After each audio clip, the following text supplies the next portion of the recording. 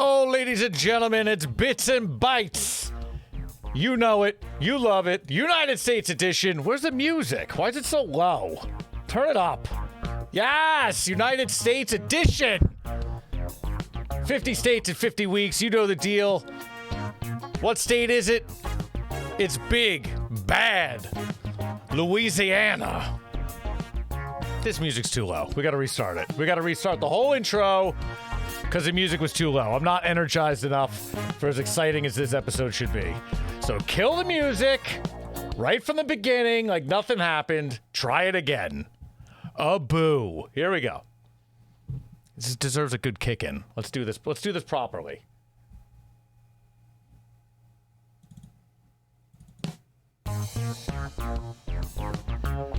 Oh, ladies and gentlemen, welcome to Bits and Bites. All things consumable, baby, from all the places you want to be. United States edition. That's right, 50 states, 50 weeks. Week 1, 2, 3, 4, 5. Where are we at? 18? This is week 18. I don't believe we're still going. 18 weeks. Where does that bring us? We're going alphabetically. A, B, C, D. Louisiana. Oh, Louisiana way, baby. Here we are. Hello, hello, everybody. The comments are popping. What up? Oh, this is an exciting episode. I'm very excited. Louisiana is here. I've been reminiscing all week about my time in New Orleans. I feel like I got a Creole draw on almost. I don't know what the hell I'm doing. All right, he's down, Billy. He's down. Deep breaths, deep breaths. I love Louisiana. I love New Orleans. All right. Get a sip of my Cafe Du Monde here. I don't know what that voice was, but here's the Louisiana flag.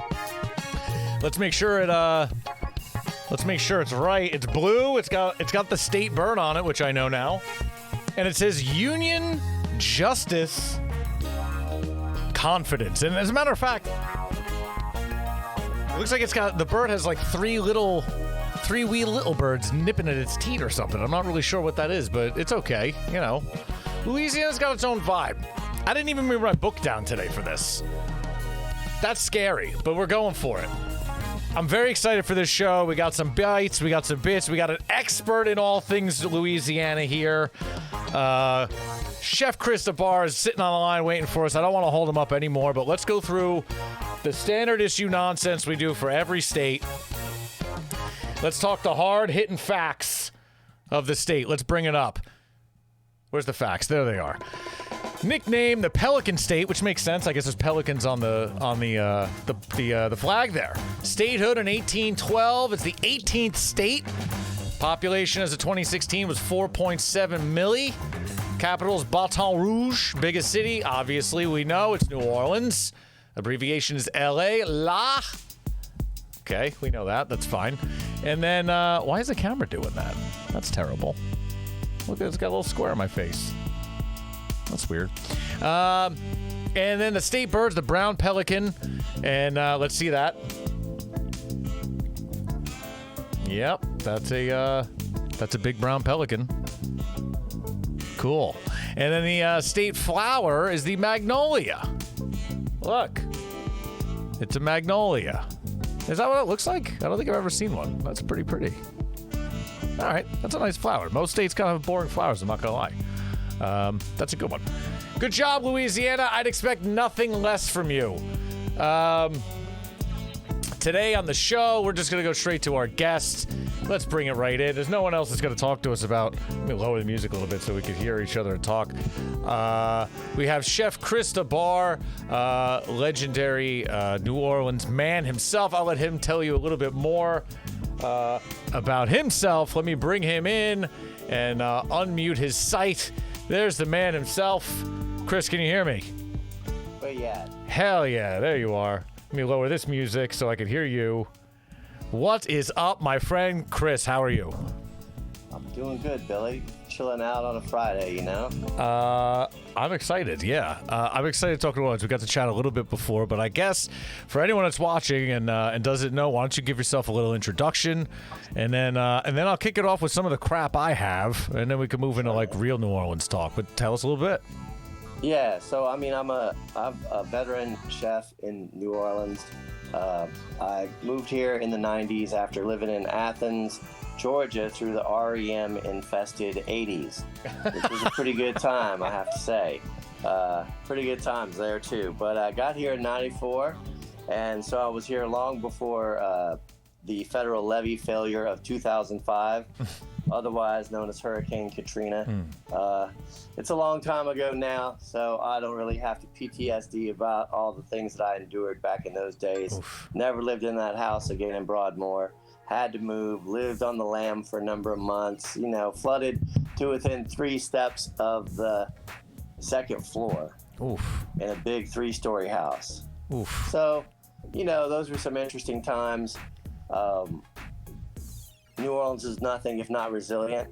You know, we've had plagues, smallpox, fevers, wars, reckless government intrusion into our private lives, like, you know, disbanding prostitution during the Great Storyville era when jazz was born.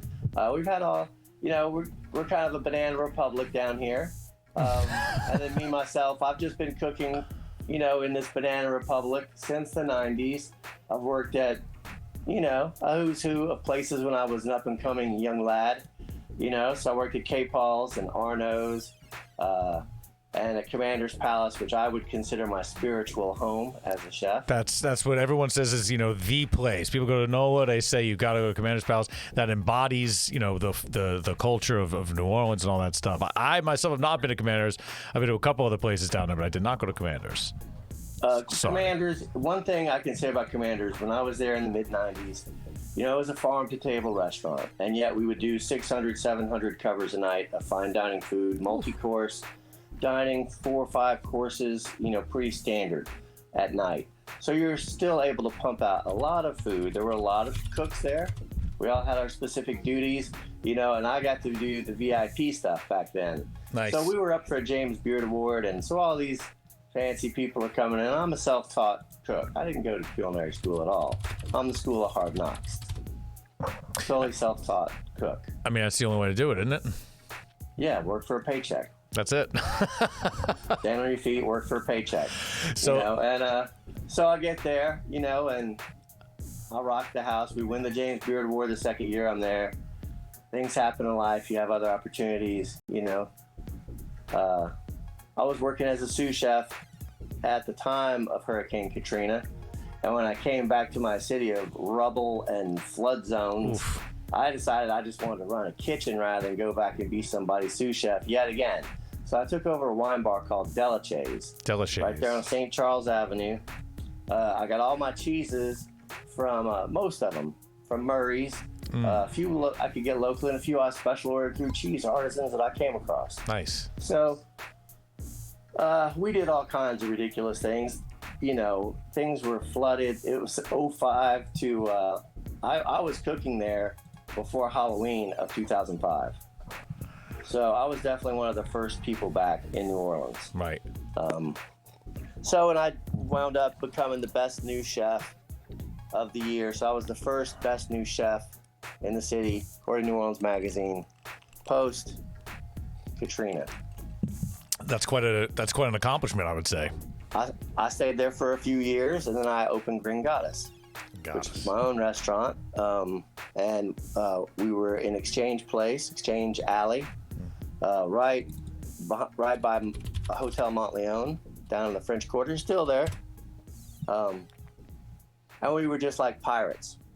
You know, we were like at the top of our mast. And we were just different. We didn't really do particularly just Creole food, but everything came through our psychedelic New Orleans lens. I love that. But we were not trying to be K. Paul's. We were not trying to be rustic and local. We went for it. So those were good times. You know, we had a great wine list. We won awards, one of the 4 best wine lists from Wine Enthusiast in 2012. And things change. Things happen. Life goes on. Things evolve. That's what life is. I've been cooking at a pretty high. Oh. Whoop. Hold on. Blacked out. Uh-oh. Oh, I just touched the button accidentally. It's all right. I gotta hit the button again. There's another button. Okay, it'll go right back to it. It should. I hear you. It should. Sound great. I got some people in the chat talking about how great Louisiana is. Oh yeah, Louisiana is a lot of fun. Resilient New Orleans, of course. Do you see me? I do not. You're still dark. Oh. I don't know what happened. Okay. Sound great. I pressed the button the wrong way. Let me get back. You hit the button Why are again. you doing this to me? It's okay. I've got nothing but time. Well, that's true. I'll keep telling. You can hear me though, right? I hear you fine. Yeah, I just see a black square. Hit the refresh button again, maybe. Maybe that'll do it. I don't know. Yeah. We got a minute. I'm looking around on the map where Exchange Place is, and that's. I mean, when I was in town, I was stomping around over there for sure. I see the carousel bars right there. All that stuff. Yeah. I remember stopping in there, waiting for a seat, put my elbows up, get myself a little Vu Carré. Oof. There we go. Hey, I see you. I should be back. You're back. There we go. Silly buttons. Vu Carré, how do you say that? What's the right way? I say Vu Carré. Vu Carré. So the Green Goddess. Yes. The Green Goddess was inspired by many things. The salad dressing, for one, was actually invented by a New Orleans. Well, it was popularized by a New Orleans chef. So back in the day, Green Goddess probably evolved in San Francisco by a disgruntled fine dining French chef who had a lot of tarragon reduction left over from making a heap of béarnaise. And he probably figured, I can make this into something else, and added some other things to it, stretched it out. It was still quite potent, and he wound up with a green salad dressing. Utilization's key. That's beautiful. Right, cross utilization. And then the New Orleans chef who was behind Popeyes, not Alpha. Now I'm having a senior moment. I'm gonna have to look his name up. Yeah.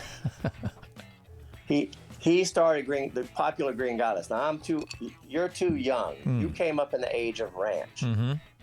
But yeah, I mean, before ranch, there was the epic of Thousand Island and Green Goddess dressing being very popular, and they were first bottled, at that time in the late 60s, early 70s, Well, Warren LaRuth, who had LaRuth's and was a fine dining chef, but like James Beard, was always willing to take on the task of popular food for the masses. So he created those salad dressings, and Green Goddess was quite unique, and then I would guess you'd have to say, ranch came over later. So it means that, and it means absinthe. Mm-hmm. New Orleans is one of the legendary absinthe cities. Of course, you see the Green Goddess as you experience the absinthe, the louche, the whole bit, yeah. All that. And that was a traditional part of, one of the more direct ties to haute French culture or French drinking culture. Interesting. Would be the Green Goddess. And so, Jimmy Page's favorite witch, Aleister Crowley, wrote many books that few people read, but his book about New Orleans is titled The Green Goddess. That's amazing. I did not know that. I knew that's crazy. I knew that he was into Aleister Crowley. I did not know his book was called The Green Goddess, and I also didn't realize that the Green Goddess dressing was referring to the Green Goddess that's called out in absinthe, what do we call it? Rituals, I guess, or whatever. You could find a merger of all of those if you really look hard enough. I think you just laid it out pretty goddamn well. I would say that is the case. And so, anytime you can bring in Jimmy Page or Warren LaRuth into the same sentence, you're doing well. I think you're doing. That's impressive. It was very good.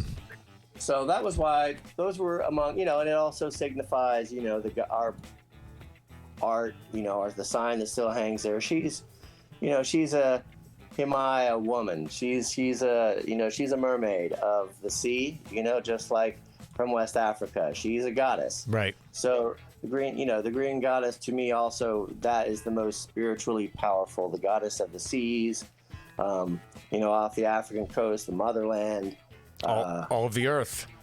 Yeah. So that, in the Green Sea, so all of those kind of conspired to be what we did at Green Goddess. And one of my favorite things that I've always done, that I like to do, and then we'll talk about Louisiana in general, is to reflect seasons in a tasting menu. But I really hate to be one of those douchebags who's like, you and you must give me lots of money, and we will both serve you the exact same thing for overpriced bites, and you'll still be so hungry that you'll want to go to a Dunkin' Donuts when you're done. No. Been there. I don't like to do that. I don't like to do that. So I like to make a nice 4 or 5 course spine. You can get it or not. You can also always, when I do those, get almost any of those dishes a la carte. A few of them are special, and you only get them when you do the whole thing. But that would be rare. Right. I would write them every week. And so, the idea would be like, hey, get one for the table if you're 4, and then y'all pick your favorite things around it. And we just kind of like made it a party. People drank. We had a great bar. We made unique cocktails. Our most famous cocktail was a ginger mint julep. I love that. That we did with mint and a ginger syrup. And the particular thing that we found is that we added a little bit of lychee juice to it. Mm-hmm. And then we didn't use bourbon. We actually used moonshine. Oh. We went across the Appalachia, and we used this specific kind of moonshine that had a little bit of a spice character to it. From where? It was called Cat Daddy Carolina Moonshine. I'm gonna write that down. It was only down. 80 proof. 80 proof. I was gonna say like that would almost be too much, but you dilute it with the ice. Maybe if it's 80 proof, that's not bad. Yeah, it wasn't. It was by no means real moonshine. I lived in Georgia. I've had real moonshine. Okay, fair. This was not real moon. This is not poutine. This is not White Dog. None of that. This was actually a pretty interesting spice. It had a particularly creamy, spicy profile. No cream in it. I could see that working with the ginger and the mint. I get it. And then the lychee just added this beautiful, like, high note right in the pocket. It's just like how a New Orleans drummer feels the backbeat. Like, he's not necessarily playing a marching style, but it's based on a very clear demarcation of time. You always know where your feet going to be on the offbeat, the 1, the 3, but then there's all this stuff going on in communication, fills, spaces, and so the lychee came in and slid in that exotic note. And Appalachia is really old. Like, the mountains themselves are so old that they have caves that predate bones. There are no bones. Predate before bones ever climbed out of the sea. That's crazy. Caves? They're really. I mean. Yeah. Predating bones. There are no bones in those caves because they're so ancient.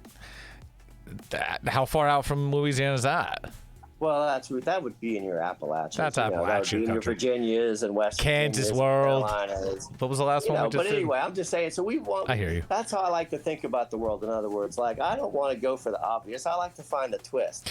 I like to find the thing that takes you somewhere you've never been, but nonetheless, Billy, it has to taste inevitable. Well, so when you taste it, you're like, oh, I've been waiting for that. I must say, I know I was waiting for that, but I was waiting for that. I'm with you, and I'm on the same page as you, Chef. I mean, I love that. Like, that's kind of how my mind thinks all the time. I love that. But I want to talk a little bit about that cocktail, like just the way you described it, like the backbeat, the whole, like you really laid that cocktail out nicely. What is it about the drinking culture? Because that's, people think New Orleans, they just think party, they just think Bourbon Street and raging out and drinking. And people party in New Orleans. There's no question about it. I don't think anyone's trying. Oh yeah, we outdrink everybody that comes to our town. We will. You cannot drink with a New Orleanian.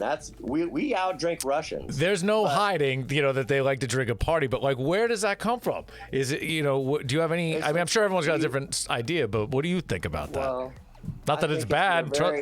We are a very convivial people who are unafraid of living our lives in the public commons, for good or bad, better or worse. There can be violence. There can be love. There can be heinous disasters. There can be amazing things that happen that are created. Whether we're talking about Louis Armstrong or the Superdome. Right. There are things that are like so splendid that happen because we are a convivial culture, and we're trained that way, but partly because of Mardi Gras. Because in Mardi Gras, we are out in the streets all the time. And then you have the whole second line culture, which was a beautiful outlet for Black people to organize their freedom and ability to take over their parts of the street, to push back against repression in their home stretches, where they had brass bands, they had fellowship, they had burial benefits for a lot of the people who joined these groups. You had the music, the funeral practices. You had the joy of the second line steppers when they would come out in the same outfit and they would claim their part of the street, you know, and that feeds into the Mardi Gras Indians, who were thankful that the Native Americans in the earliest days of the colony protected runaway slaves, and they lived out in the marshes. So these, and then they've now paraded in these beautiful feathered beads, you know. Sorry. Yeah, these beautiful outfits, and they're just declaring their freedom. I love that, and I love that that's how the culture kind of like it. You know, Louisiana and New Orleans specifically is like based around that freedom. The second lines, especially. I mean, you watch some of those second line videos. I mean, you've been there. I'm sure you've been taking part of them. I have not taken part in them, but even watching some of the ones, even the funeral processions. I mean, there was one I was watching with a friend of mine. I want to say it was like a 2-3 hour video. I forget who it was for, but it was the whole procession, you know, from leaving the church to all the way out, and it was just wild. It was a wild scene and deep and rich and like it. You know, there was no holding back, and tears and laughing and crying and, you know, everything in between, and the people joining. It was everything you want to see, like celebrate life, right? You know, so it goes right in vein with what you're saying. Like, you were just out here celebrating life. It's what we do down here. I love that. Right. That's you know, and that it's a very public. Now, at the same time, you know, we are a very hidden society, and we keep our secrets. So, you guys got some crazy voodoo down there. There's no question about it. You guys doing some weird voodoo. They're, I mean, everything from just courtyards. You know, you can walk around the French Quarter and just make a whole afternoon of peeping into courtyards and wishing you lived there. Yeah, right? There's some weirdness going on down there for sure. So there's like this protective, you know, we put up our outside facade, and then we have these interior things going on too. And some of that is, you know, the stealthy hand of, we had, you know, kind of between both ways, the French and Jim Crow America as the leaders. So there was always at least some, and the French and the Spanish before that. Right. And then even the Haitians. The Haitians, a good many of them actually fled the revolution in Haiti. So you cannot say that they were like exemplars of democracy and freedom. Even some of the wealthy black people who escaped Haiti were propertied and were like, oh no, I got enough money to do my thing in New Orleans. Right. So and you know, the city itself has always been a mutt city. It is a city where not one cultural hegemony totally ruled. It has always been a mutt city where everything gets absorbed into the thing. And now, all these 300 years later, we have this backbone of culture of, you know, the gumbo pot is not a melting pot that turns you into a white person. The gumbo pot is a pot that, you know, gives tendrils of smoke and greens and, you know, liquor and oysters and broth and that roux, that skeleton, that roux, you know, that dark roux that doesn't really hold anything together at all. Doesn't hold anything together, but it adds this toasty note to a proper gumbo that just makes all the difference. Oh man! And so I just want to hang out with you now, Shad. I just want to hang out and make gumbo now for like a full day. It's really all I want to do. But let's focus on New Orleans. But before we do that, like, let's step back for a second to talk Louisiana as a whole, because you're definitely gonna know a little bit more than me. And I'll ask you the question I ask everybody from all these states. So, like, you know, I'm looking at Louisiana. I got it up on a map here. It's like a boot, right? It's like a weird kind of boot thing. It's kind of more like a sandal. Okay, that's fair. The bottom part of that coast that looks like solid land is no longer solid land whatsoever. That's fair. All right, that is like rotten lace. That's fair. We got a big Birkenstock. From like south of Baton, when you look like south of Baton Rouge, there's only one area where the Atchafalaya is coming up that's making more land. The rest of it has kind of been receding. Right. So it really doesn't look like a proper boot anymore. That's fair. It's a flip-flop. Okay, so it's a big flip-flop with a big sock on or something up by Shreveport. Yeah. So I say, like, Yankees up north. That's what we call everyone who lives north of I-10. They're Yankees. So that's exactly my question. So, like, I live in New Jersey, right? So in New Jersey, someone asks me about New Jersey, I break it down kind of like in three ways. There's North, Central, and South Jersey. North Jersey, you know, being very generalized, is very close to New York, so it's a lot more New York focused, New York speed, you know, New York kind of people up there. Central's a little bit more like shore town kind of vibe. vibe, and south is a little bit more kind of like Philly and like AC, Atlantic City kind of vibes.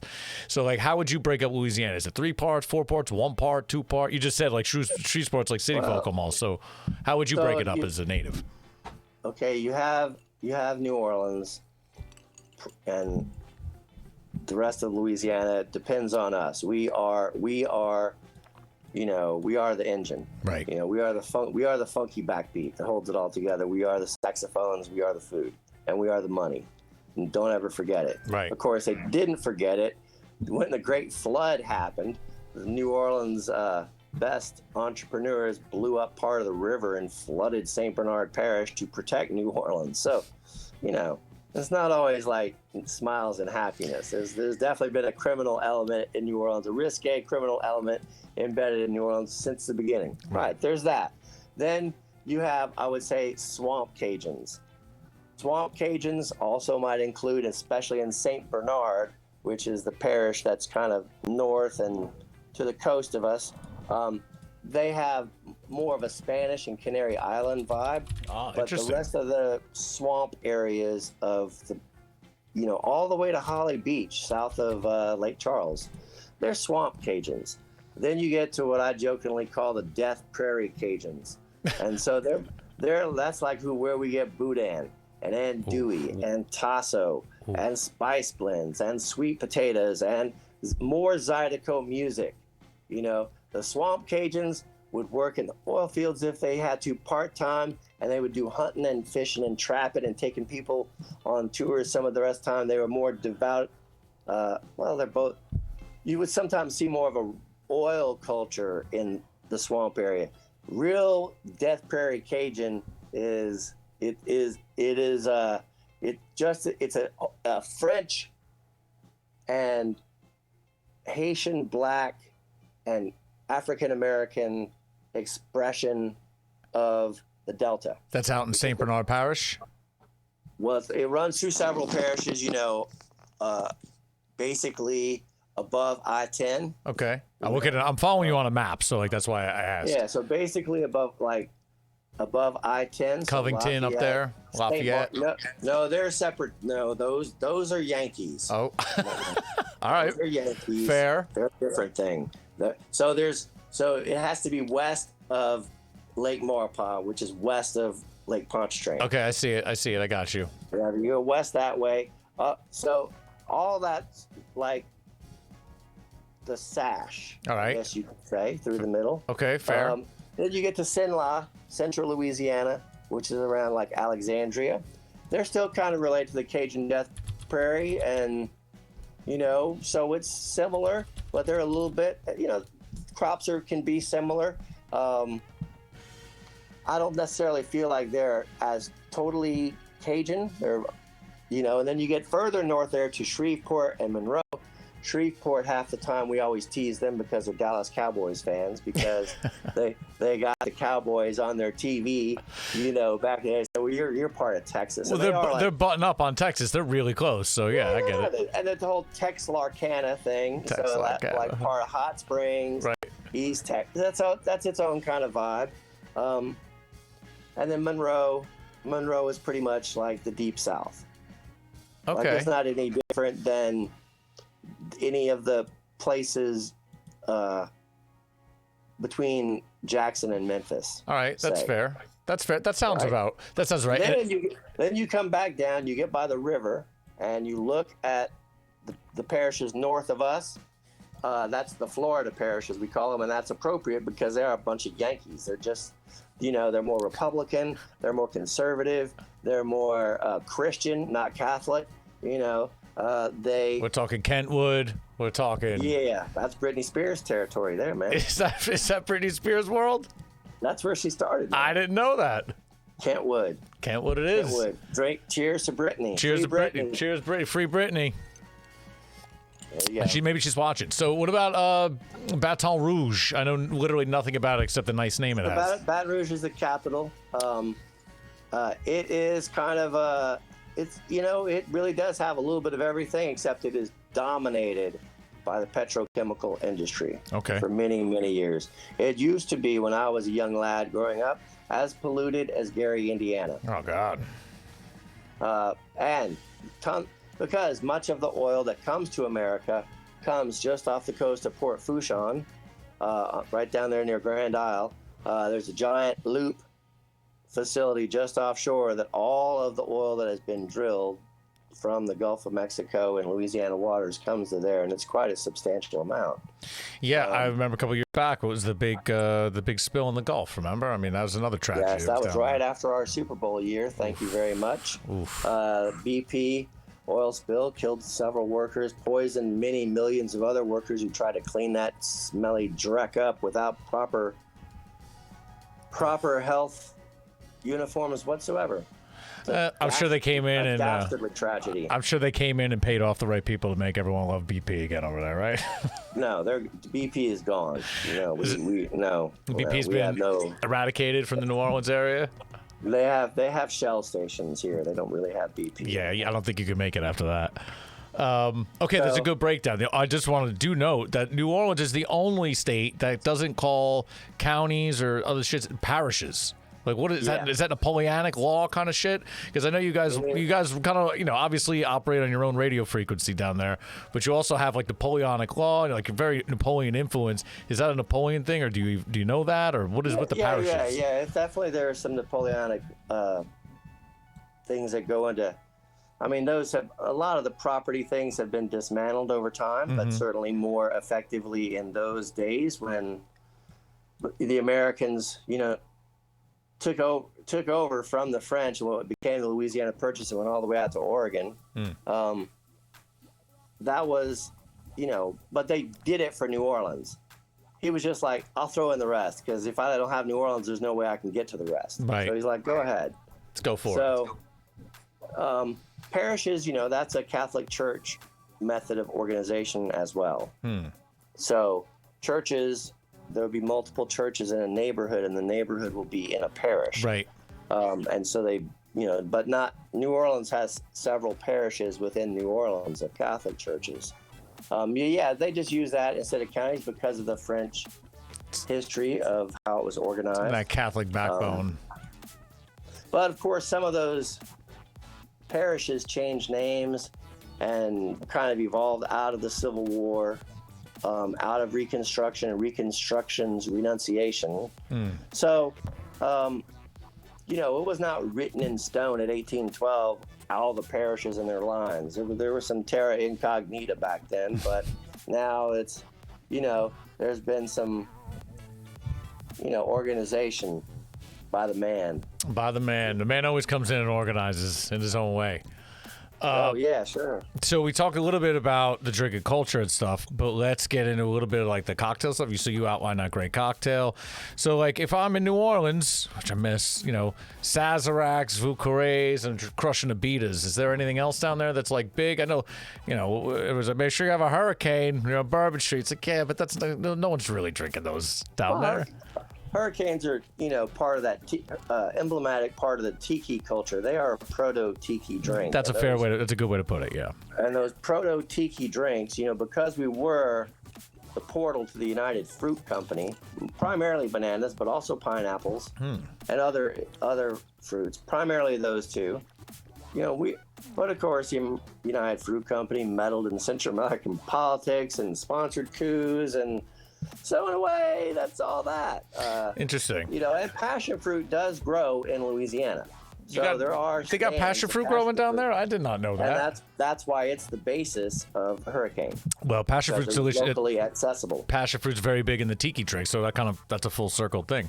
I feel like I was in a great tiki bar actually that I randomly ended up in when I was down walking. There are a couple. My favorite is Jeff Beach Bum Berries, Latitude 29. That might have been. I like stumbled in. I was walking down the street. And I just saw like a door. And we just kind of ended up in there, and it was really fantastic. They had great food, and I was like, "Oh, we're crushing tiki drinks now." And I didn't get the connection, but that's a great. I didn't know passion fruit grows there. No wonder the drinks were so good. It makes more sense. Yeah. So. And ABITA obviously is like the beer of choice down there, right? Am I right in saying that? ABITA has been the longest standing. They certainly have the, even though they're on the North Shore, ABITA is hilarious. They have a little mystery house that's completely Dada and surrealist. That's just like full of like old 70s arcade games and strange sculptures and interactive art. And it's hilarious. And then the ABITA Brew Pub is pretty reliable. It's a small country town. There's a vein in the summer. I park my car in ABITA and I follow this little creek bed, and I will harvest 10 pounds of chanterelles anytime I want. Oh. No one else seems to know about it. I mean, that sounds like a great day out. Go beat a little bit, go out, get 10 pounds of chanterelles, move on with your day. There you go. It's amazing. Sell them chanterelles to my restaurant buddies, pocket a little money, go, next thing you know, you can go buy some weed. I gotta get out of New Jersey. I ain't doing that shit around. Yeah. Well, you can get some mushrooms around here, but yeah, there's always places you can get mushrooms. Yeah. Our season is summer. So luckily they're under trees. They like oak trees and things like that. So you usually can be pretty shady out there. Speaking of summer, when I went to New Orleans, I want to say it was August, and it was hot. You guys, you take the heat down there. It's no joke. It's not a joke. It is not a joke. It's like, basically, it is an angry hen who has been sequestered to sit on the city for about 4 months, and she doesn't care what you think about how humid her booty is. She is sitting on you. You are her eggs. You're her clutch. She's going to raise you proper, and you're like, damn, honey, come on now. And she's like, I just don't care. Y'all got to suffer. I don't mind the heat, but sometimes it got a little brutal down there. But it was great. I mean, it was, you're in New Orleans. It's fantastic. You sweat it out. You keep moving. It's all right. Yeah, you just got to go. And then we're big believers in air conditioning. So also,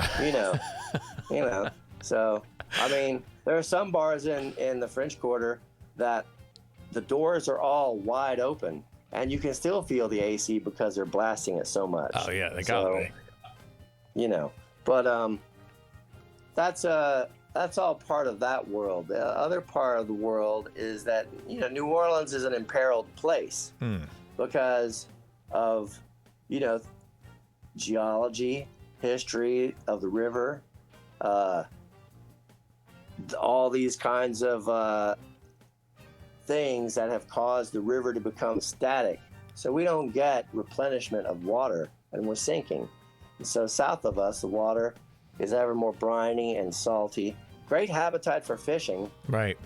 Eventually, it's going to bite you in the ass, especially coupled with rising sea changes. Yeah. So, we have the largest wetlands loss of any place in the United States by far. Yeah, I mean, just look at even more so than Florida. I mean, just look at the map. You can see that it looks like a paintbrush with the blue and the green. And it's even worse when you really get into it. I'm sure. And, this is a just a silly map. Google Maps. Yeah, haven't lived here since '94. I can tell you. So, and so that's going to be interesting. I mean, there's definitely the potential. Also, you're having more rain, heavier rain, more runoff. So you have these dead zones south of the river, especially south of Louisiana, because the river kind of points towards Mississippi and Alabama and the central Gulf. So immediately the coast of Texas, North Texas, northern part of the Gulf, and Louisiana is starved for nutrients often. The river, given its druthers, would go through the Atchafalaya. And there's a giant engineering thing called the Old River Structure that keeps that in place. So that New Orleans gets enough water to still be a port. Interesting. Because that port shipping all the way up to Baton Rouge, there are big, giant freaking boats, just like that go to Los Angeles or Houston or New York, that come up the mouth of the Mississippi River all the way up to Baton Rouge. That seems like a treacherous trail. Yeah, to disgorge, and they can, disgorge their products and accept products that also from, soybeans, corn, all that kind of stuff. Goes out through those ports.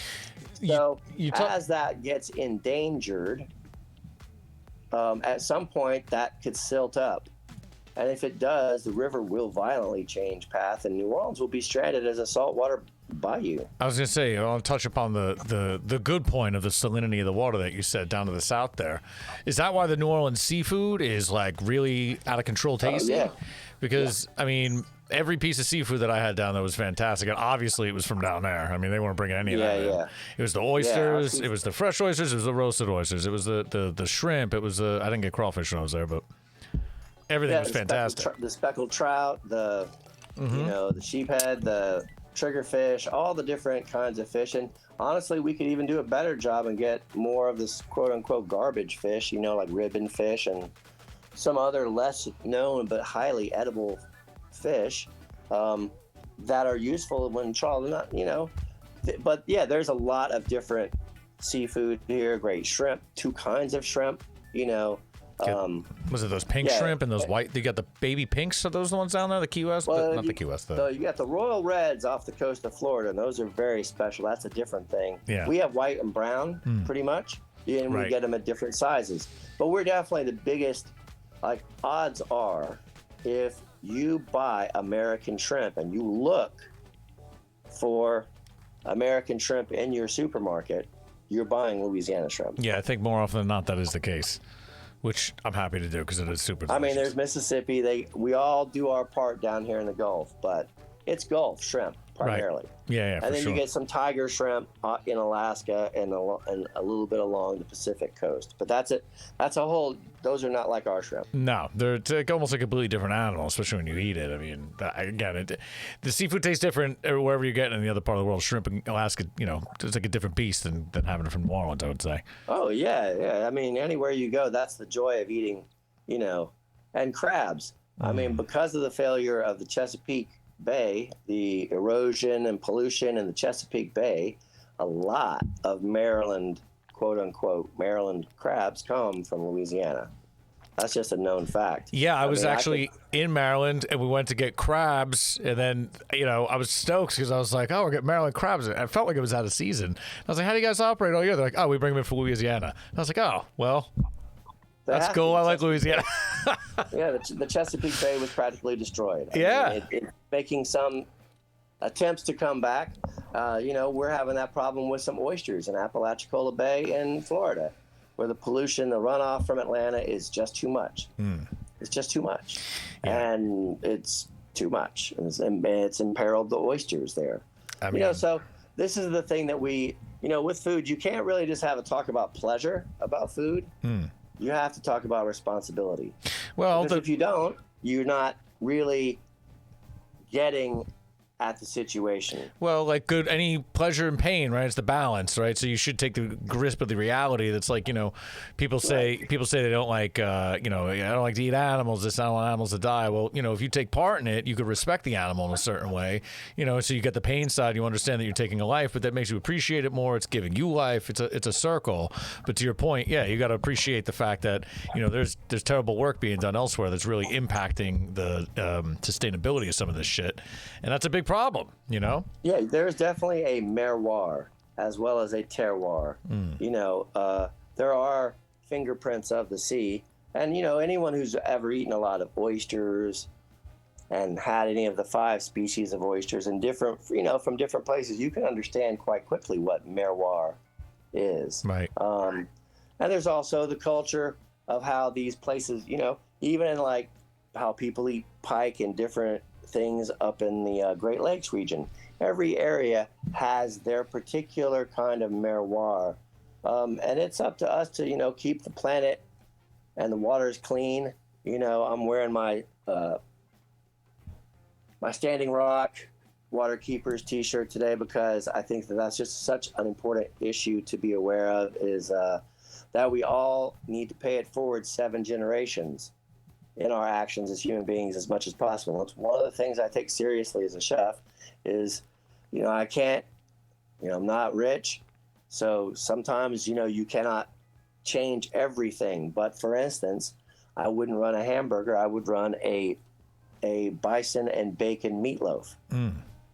Because I felt like by running bison and honoring the repopulation of bison in America and using that as our principal, like, a burger-esque thing of protein, that I was addressing a sustainability. Well, I mean, I think so for sure. I mean, unless you get some kind of local kind of pastured cow or something, and then you could kind of discuss that, I suppose. But at the core of what you're saying, it's kind of the same thing. It's like you're picking up on the thing that makes sense for the area. Yeah, as a chef, I think that's a thing that I'm proud of my generation and subsequent generations that are coming up, is that is ever more part of the discussion. Now, the fact that I use like crazy powder puff cherries and Newski's Applewood smoked bacon to give it a little bit of fat to take it, bring it down from 80% to a little bit more like 69%, add my eggs, and add chipotle and ancho chilies and not so much cumin though, no, but that little chili heat, that New Orleans about with a little bit of garlic and just mix all that up. So when our meatloaf came out, that had flavor. Well, that's just how we do. Right. And so that's not, but the choices that allowed you to make that are by saying, well, what's the most ecological thing I can think of at this moment? And sometimes you can do that. You can find wonderful ingredients both locally and around the world that then get kind of caught up in that New Orleans prism. And they become like, oh, and part of our thing is delight. Like New Orleans is a well-known gastronomic city. Of course. We get gastronomic pilgrims here. And we know the show. We know we're here to put on a show. Right. But having learned from commanders that farm-to-table ethos, it makes it a lot more fun when you can also do things for good reasons. To that point, I didn't even want to go here, but you're bringing up the good reasons, and it was something I was talking about with some other chef friends of mine recently. What are your thoughts on like 11 Madison Park? Did you hear about what they're doing over there now? Yeah, that's great. I think that ultimately that's going to... I thought it was just interesting that they decided to do, no meat, full vegetable all the time. And I was just like, that's really interesting for this, restaurant that's kind of at the helm of New York City, fine dining, all that stuff, to really make that decision. It's like, I mean, I love meat. I'll eat meat. I love sustainable meat. I love all that. I understand there's two sides. I get it all. But for them to do that is kind of really, it's interesting. It's an interesting thing. So anyone I talk to, and we ran into it, so I'd ask you what you think. When I had Green Goddess, the first 2 tasting menus that we ran were all vegetarian. I just did it because I thought they were the most cutting edge dishes that we could make. Right. So that's 2009. So eventually people catch up to me. You're ahead of your time, my friend. Ahead of your time. Yeah, no, we had other food. We always had some meaty and seafood things, but vegetarian food has a place. It's delicious. So this now gets contextualized a little differently. So as I was coming up, I mean, I'm coming up in like the Diet of a Small Planet era, and when Moosewood cookbooks were fresh, like when Enchanted Broccoli, I remember when Enchanted Broccoli Forest dropped from Molly Katzen, So, like, just like I was there, with certain albums in the early 80s, like I was there participating in this, and when things drop, immediate impact is felt. But now you can look back at it and you can say, well, things have progressed a little bit further. With 11 Madison Park, the thing about them is that also is a response to climate change. So no bones about it. The whole Republican, like, they're trying to take away our meat. That's extreme. It's a little extreme. Is a thing, and it's a predictable retrograde thing, right? And vegetarian food, with the protein seeking and the different pleasures that you can do, complementarity of beans and rice and starches, etc. You have your nutritional basis. You can easily cover it, but it's still the question of pivoting, and everyone needs to be aware of what they can do to pivot.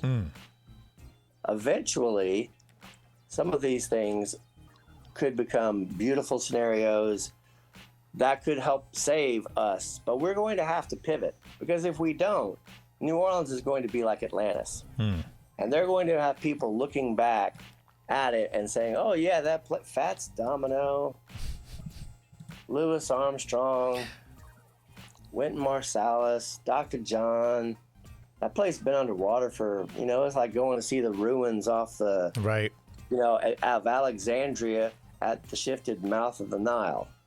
It's going to be like that. And there'll be a lot of places like New Orleans. We just happen to be the canary in the coal mine. Baton Rouge can't wait for that to happen, I guess. Of 2005. We were the first, you could say Katrina, was the first shot across the bow of climate disaster. That's ever more clear when you look at it now. I mean, when I came to New Orleans 2-3 years ago, you know, there was, you know, there's obviously recovery efforts were done and things were open and stuff. It wasn't like it happened yesterday, but I mean, the impact was felt. I mean, the first guy I talked to, the first thing he brings up is Katrina, and then, you know, everywhere you go, that's kind of the third topic that comes up from anyone who lives there, just because they were all there in the shit. It's, you know, I've been through hurricanes like that. That shit's impacting, man. Not like Katrina, but, you know, I've seen some damage from weather and like that impacts, you know, so it definitely hits you inside in your core. So, you know, especially when you go to New Orleans where it was ravaged, you know, like I don't even know what the word is. I understand showing up years later and people talking about it. I get it. Right. Ours was an engineering failure as much as it was the weather. It was a combination of both. People on the Mississippi Gulf Coast got smashed by the weather. But, you know, you look at it now. You look at the fires in California. You look at the damage that happened in Iowa from the derecho storm just recently. These kinds of damage-inflicting storms are on the rise. Right. And so I think just like anything in life, like if you've ever been, you know, if you've ever been heartbroken, you then understand songs about heartbreak and loss. If you've ever had your house destroyed by a storm, you understand that when it happens to other people. And now, more unfortunately, Sandy in, you know, New York, more and more people are experiencing brutal weather shocks. And so it's important to think, how are we going to pivot? You know, it's important to look at energy sources and hope that batteries get better and how that's going to work out. It's important to look at our food sources and how they come at us. Right. And so those are, you know, that's, and you know, I'd say one of my favorite books about that, and then we'll get back to Louisiana in particular. Sure. Is from the Third Wave. The young cook from New York. Excuse me one second. I'm going to look it up because I didn't mean to say that. It's all right. Sometimes we have to look things up. It's fine. I do it all day. Have you read it? I have not. It's called The Third Plate. The Third Wave is Alvin Toffler, the future shot guy. Third Plate, Dan. Oh Jesus! Barber. I almost remembered it. Yep. A great book, a very important book about Field Note, the Future of Food. Yeah. Yeah, he's from Blue Hill. Yeah.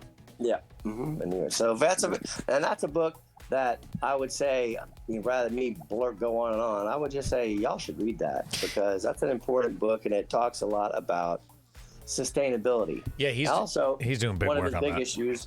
One of his big issues, he talks about foie gras and is there sustainable foie gras and really how bad is gavage, which is I don't think it's that bad at all myself. Right. You know, probably one of the craziest things that I did was when I was working at Delachaise in early 2006 when Chicago banned foie gras. I remember that.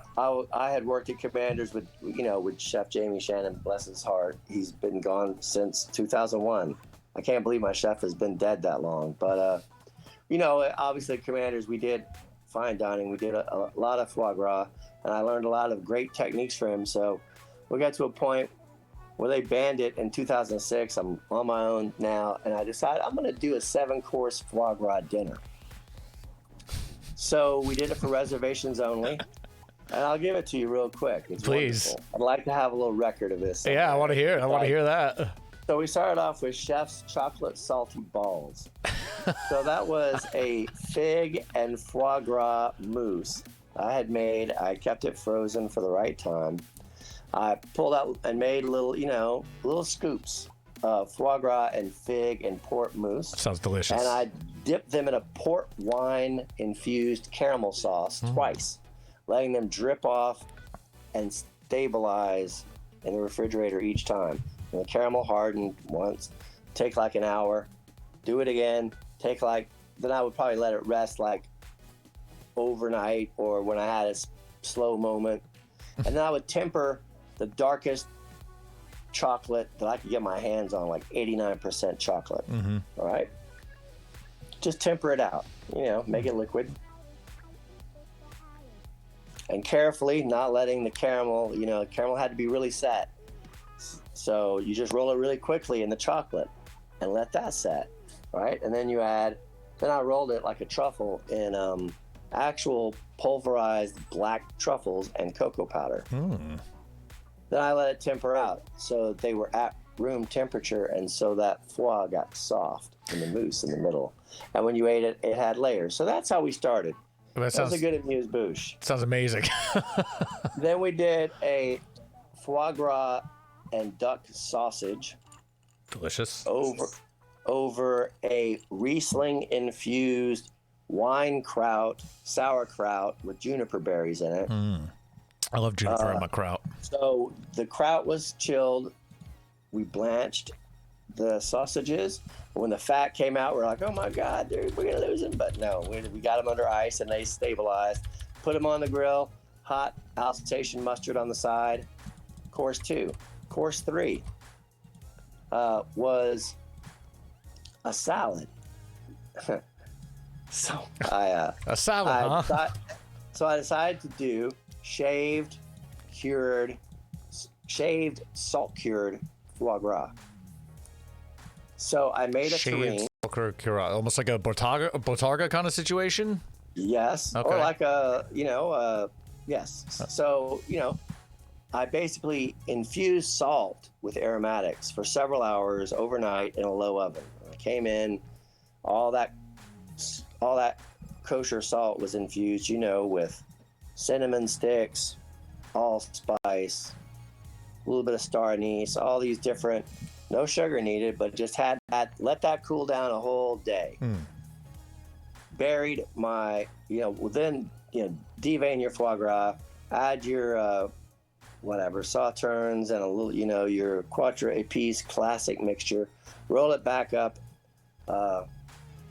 into a, one lobe terrine, bury them in cheesecloth inside the salt for 4 days. Oh. Brush them off. They were cured. They're dried out. Shave it with a shaver. Put it in a salad. We did mosh. I think I had pork marinated cranberries and hazelnuts, some fried shallots. So that was delicious. Course 3. Course 4 was a fish course where I took a douzaine of mushrooms and like the little random chunklets of foie gras that you get when you're cleaning it. There's some little rando bits that come into it. So sweated that down, that douzaine of wild mushrooms with the foie at the end and a little bit of truffles, and had a nice base. I had wonton chips. Our little deep fat fryers were not big deep fat fryers. They're essentially home fryers. And so that was a trip. So we were cooking, French fries and all that. We had to find our own methodologies to do that. So anyway, we fry the little wontons, put the douzaine of foie on top of that. Pan, saute a piece of fish, flounder, speckled trout, hake, whatever we were running. With beautiful seasonings, a light touch of seasoning. And then you use a foie gras vinaigrette with cane vinegar. Nice. And so it didn't take much foie to be the fat, and you still did need some oil to make it operate properly. Right. But it had that beautiful foie, sauterne flavor. Boom, make that. That's your sauce. Vaya con Dios. Course 5 was a Is this the torchon course? The torchon, yep. Torchon, which is really essentially what you did with the salt cure. You made torchon. So now I've got torchon. Maybe I've gone a little gutsy with the flavors. And I decided the perfect pairing would be to take a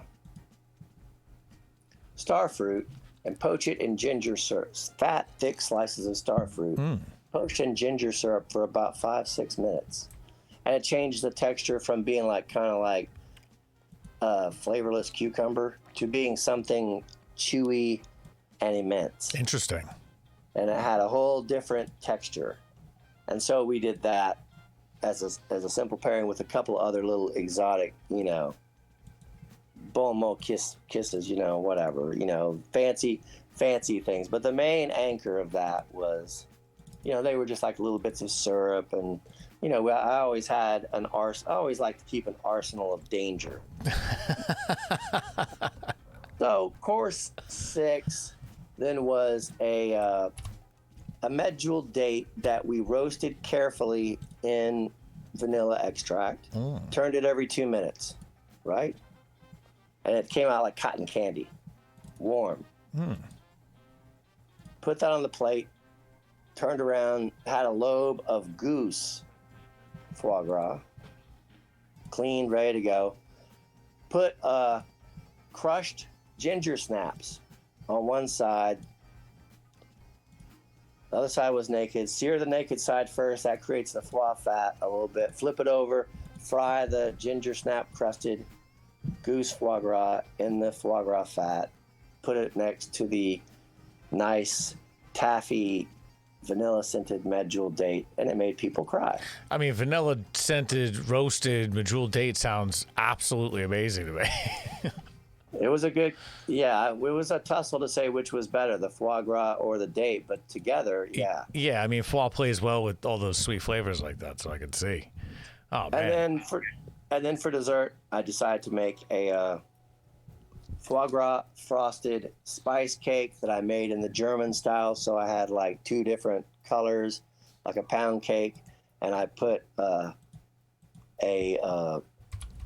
cloudberry cream in between, and then foie gras like 50% by weight, 7-minute egg white boil. So instead of the butter being 100%, I used cooked foie gras. And what was interesting, the one time I really overcooked it and got gribbly bits that I had to deglaze a little bit, that was the best. That was ridiculous. And so, you know, so it was a cake, a dessert, foie gras frosted, and we served that with a little bit more of the cloudberry cream, and which is a fruit from above the Arctic Circle that we used to get at the Norwegian Seamen's Church. Cloudberry. That was right nearby. Cloudberries. I found some. So I felt like that was a beautiful meal.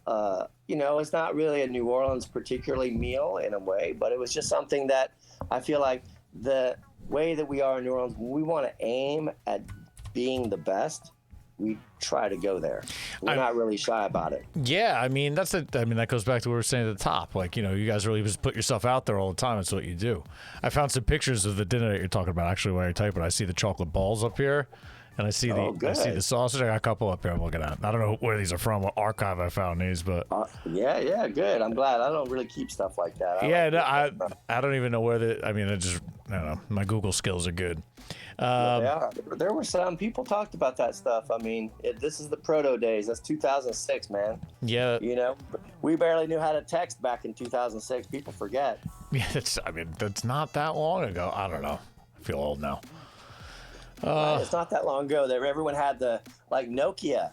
You play Snake on your phone. Of the Sugar Bowl, and everyone would like ABC, and you'd hit number 1. You hit twice for B, once for A, 3 times for C. You remember? We're playing, of course. It seems like the world has moved by light waves. Yeah. Yeah, I remember. I could actually text while I was driving easier with the old phone because I was like Braille. That's true. You wouldn't even have to look. You could just know what you're doing. That's right. I forgot about that. Oh, that's gone. It's all right. You can't have that anymore. No. We need to track you more. So I guess let's talk about some New Orleans classics. We were talking about gumbo and bouillabaisse before. I mean, I don't even know where. What would you say? You know, where do I got this silly box of ZATARAIN'S jambalaya right here, but this is not jambalaya. This is silliness. What is the the number? Do you eat ZATARAIN'S down there? Is this real or is this just a gimmick? I guess that's a good question. If I'm busy and I want to watch Zion play basketball, right, and I don't have much long for supper, then that's like Hamburger Helper. Beautiful. Do it. That's what I figured. I mean, it's from New Orleans. I thought it was from somewhere else. So that's not bad. They're a big company. They're a big food company. So what's the number one dish? I always try to find the dish that sums up a state. Gumbo's that's it. Gumbo yaya. Gumbo yaya is the classic. So tell me about gumbo yaya. Gumbo yaya is chicken and andouille gumbo. Okay. So, dark roux, thick chicken-based broth, you're kind of like trinity of vegetables. You can I like to put greens in gumbo. Not everyone does. Me, I like to put in an odd number of greens to every gumbo I make. Okay. So that's a process that I enjoy doing. You just kind of blanch them in the broth. Like towards the end, so they're like bright green and like nice, or like separate. or seared out, or like braised out. Like separate. And Okay. then so typically you assemble your things. You know, you have like your secret little. I like to use kind of like a little spice marinade. It's almost like a Bloody Mary mix. Is one component. The tomatoes in it are never chunky, but tomato juice a little bit, by volume. It's a great umami burst. Then there's a little bit of the greens, and then you make your roux, and you can add your vegetables right raw, like your Trinity. Let them sweat down in it, and then you can, add your chicken can poach into it, or you can begin the roux with searing off the chicken, right? Okay. And add your oil, but you can have a little bit of that chicken flavor into it. Use that chicken fat as the base of your roux. And then save the chicken out. You won't even all the way cook it. You Yeah. just part cook it. Put the andouille and your greens in there, and your Trinity. You know, your onions, your peppers if you're using them, your celery, your broth, and then you build that roux. You add a little bit of the greens. You add your little spice concoction that has a little bit of hot sauce, and you build it all up, and you get this really like 4-part harmony going on between the broth, the greens, your little spice elixir, and the roux, and they just work together and get going, and then all that chicken gives up more flavor. The andouille, the greens, they all like merge. They all add their notes. Is there?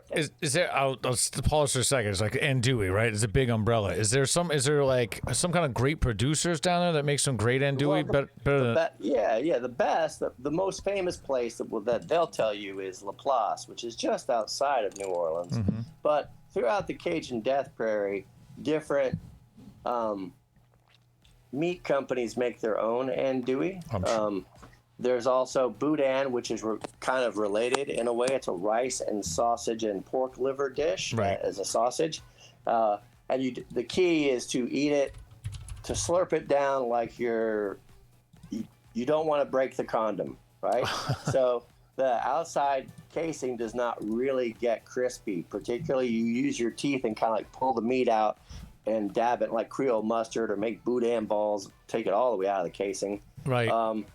But yeah, it looks like I'm looking at a picture of it. It looks like the innard of like an arancini, like an Italian fried rice ball. Because there's rice that is ground into it too as a filler. Yeah. So that's a beautiful New Orleans tradition.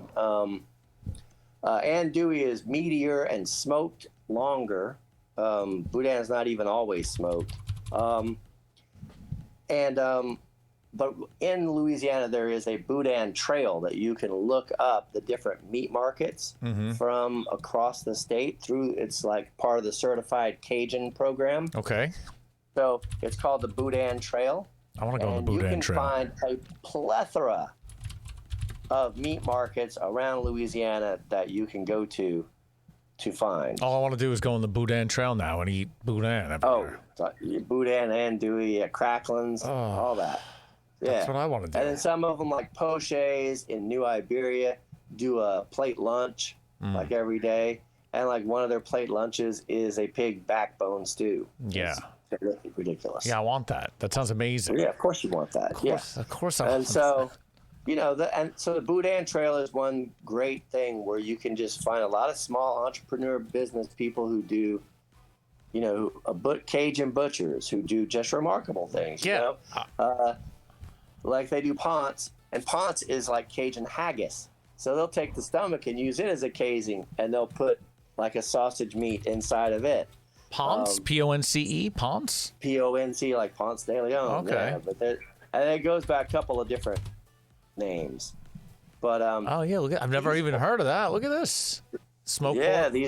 These old meat markets have some beautiful things that you can partake in. Yeah, I want that too. This is what I want. I want like that old world, like that old Creole style, like that shit that families are holding on to in a pocket somewhere down there. That's what I want. Yeah, there's a whole bunch of Cajun meat markets, and a lot of them ship. Quite frankly, a whole bunch of them ship. That's dangerous. I don't think I need to know that. I should just go down there and do it. That's what I should do. Support local. But I mean, for anyone who's listening, for sure. You can look up Boudin Trail And you can look through many of these wonderful meat markets. Yeah, I see the list right here. You got Bruce's, You Need a Butcher, M&S, Comal's. I'm not even pronounce it right. Dan's Country Mart. You'll waste an hour of your life trying to say all of them. Yeah, I can't. Comos. I don't. Como's. There I don't. are a lot of them. That's like, where did I go? Galatoire's when I went there and ate. It was like, how do I say this? Did I say this right? Galatoire's. Galatoire's is correct. Yeah. But yeah, so the Boudin Trail is great. Again, it's the opposite of what, it's meat eating, but it's in a way, it is very sustainable, built off the land particularities of here. That's what I like, though, right? I'm okay with the meat eating that's focused on, let's use the whole animal, let's use what's local, let's use what's going to grow anyway. Not let's farm shit out and puff it up and use half of it for a high price and grind the rest up. Correct. That Louisiana is a very, I say that the difference between a Cajun and a Creole mother is that you can give a chicken to each one, and the Creole mother will make a beautiful 4-quart meal for 4 people, and the Cajun mother will make a really great, tasty spread that feeds 20. So Cajun food is a little bit, thriftier, but also just they're connected to the land, so they use all the parts, right? It's a farming society. Granted, not so much anymore. There's certainly, technology and industry and white collar living in Lafayette. That's the second biggest hub, I would say, in the city. In the state. Let's talk a little bit about the difference between Creole and Cajun. I guess you touched it a little bit. The Cajun is a farming backbone, and then what do we consider the Creole side?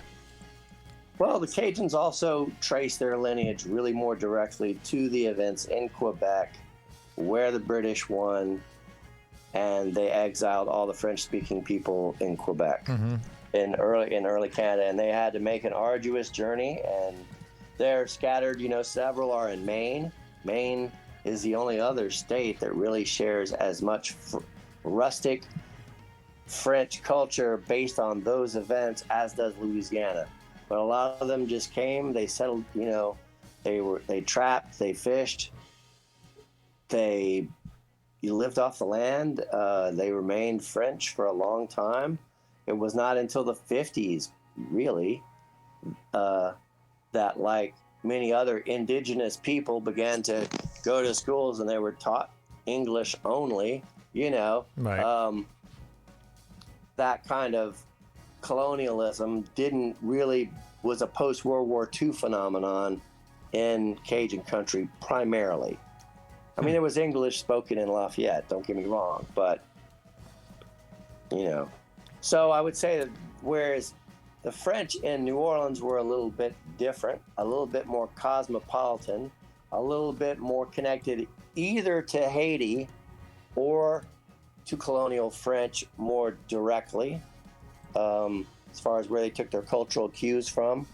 They were not from the Quebec diaspora. Okay, fair. So if you start from that point, then you can get into, music like, Zydeco and, which is like, rural dance party music, versus New Orleans always had a taste for symphony, right. Opera. New Orleans has always been a cultural capital type city, even when it was a backwater with 17,000 people. They just got down hard in New Orleans. They never didn't go down hard in New Orleans. No, they always went for it. So we got gumbo. We got our sausages that we're making up there. We got our andouille. We got our and the andouille goes in jambalaya too. Right, so right. Stuff. So let's say bouillabaisse, gumbo, like we're saying, and jambalaya. I think a lot of people probably hear those three things and think very similar concepts. And they're not. Jambalaya probably owes as much to paella as it does to anything French. Yeah, because it's primarily a rice dish that has the items in it. It's almost like, it's like a paella. It's a good way to put it. Yeah, it's more like a paella than it is like a risotto. And then France is like, rice, that's in the Camargue. We just sell that stuff. They don't really, or they use it in soups. Right. But Yeah, they're not big rice people in France. whereas bouillabaisse and gumbo have an interesting point of reference, and in the old line New Orleans restaurants in the 60s and 70s and 80s, it would be common that people would run a bouillabaisse with saffron and more like mussels and clams and fish in that style of a bouillabaisse, and then they'd have their gumbo be, with a scoop of rice, and it would sometimes be a shrimp gumbo, shrimp and okra gumbo. Gumbo, but in a way, they are both expressions of very specific places. You can make a bouillabaisse outside of Marseille. You can make a gumbo outside of New Orleans. But the best versions of both of those really can't be transported. They're like a postage stamp of flavor that is like part of the way things are done. Yeah. I mean, that goes to like the terroir of the way it's done, almost, not even the flavor of the soil, like just it's just culture is a big part of terroir. Anyone who studies wine, I mean, they get all excited about the rocks and the soil composition and all that. They get excited about the age of the vines, but honestly, why those particular grapes are there, how they got planted, and who's taking care of them, and what are the prevailing styles of making wine is a cultural thing, is a purely like a historical, cultural imperative. Yeah, interesting. And then when someone messes with the rules, things can be expanded. But gumbo's definitely, it's got its own specific like set of rules, as to what will constitute a successful gumbo. Right. Yeah, when you see it, it's always interesting when you go to other parts of the world. And like you're in Amsterdam or you're in probably anywhere in the world and they're making gumbo and you're like, oh my God. Well, I mean, especially for you being there, making gumbo, some of the best, knowing what it really is, then you go there and have it. It's got to be like some people get it. Well, and that's the interesting thing. Sometimes they're really good. Right. Yeah. I mean, someone's doing it right out there. Right. I mean, yeah, all right. Yeah. And sometimes it's like, wow, let me show you. Let me get back there and help you out for a minute. Yeah. Well, give me a day. I'll fix this for you. I got you. So let's see. We got that. We got the jambalaya. We talked a little bit about how it's like paella. We got the bouillabaisse. We got the gumbo. We talked a little bit about ABITA. We talked a little bit about cocktails. Oh, yeah, you haven't talked about Zaps. We didn't talk about Zaps at all. So Zaps, like I first found out about because it was the other chip you could get at the deli up here, and I didn't even know what it was. And then I realized it was from New Orleans. It was years and years ago as a kid. And the only one I can get now up here is the Voodoo style, but I know there's a bunch of other ones. But how big is Zaps down there? Is Zaps the chip to go to? It's popular. I know he just passed. I mean, Ron Zapp just finally died within the last 3 years or so. Oh, no. And they have an offshoot, that's another kettle that they brand not as New Orleans centric. That's a kettle chip, but it's the same thing. It comes from New Orleans too, or wherever he has a couple of different places he makes chips. One is branded more generically, one is Zapp's, but it's the same. It's the same ideology of how the chips are, marinated and fried. Yeah, Zapp's is owned by Utz now, I think. So I get Utz Zapp's. I don't know if you're getting different Zapp's down there. Yeah, Mr. Ron passed. So Mr. Ron. But I still think they're holding on to the flavor. Yeah, I mean, these chips are just as good. I mean, I remember these being fantastic. What's the other offshoot that they do down there? What's the name of it? Do you know? Well, it's like just kettle chips. Oh, it's just Zapp's kettle chips, or is it just? No, they don't say Zapp's. They just say kettle chips. All right. There's a million kettle chips, but that's fair. I'm not mad. I think they started it. Just like when weed becomes legal, I just want to do weed food. Yeah, I mean, my brand. Is it not legal down there? You can't do it down there yet. It's not legal down there yet. What? Yep, never mind.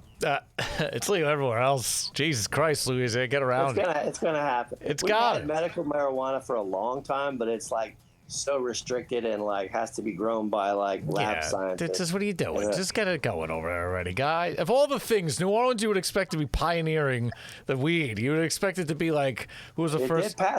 It passed the House today. Well, that's interesting. In Louisiana. That's interesting. So who's will get to the Senate? So that will be an interesting thing. You would think that they beat Colorado to have illegal weed down there because they're just like we're partying all the time. Why would we not? What are we doing? We were the last people to move off of 18 for drinking age.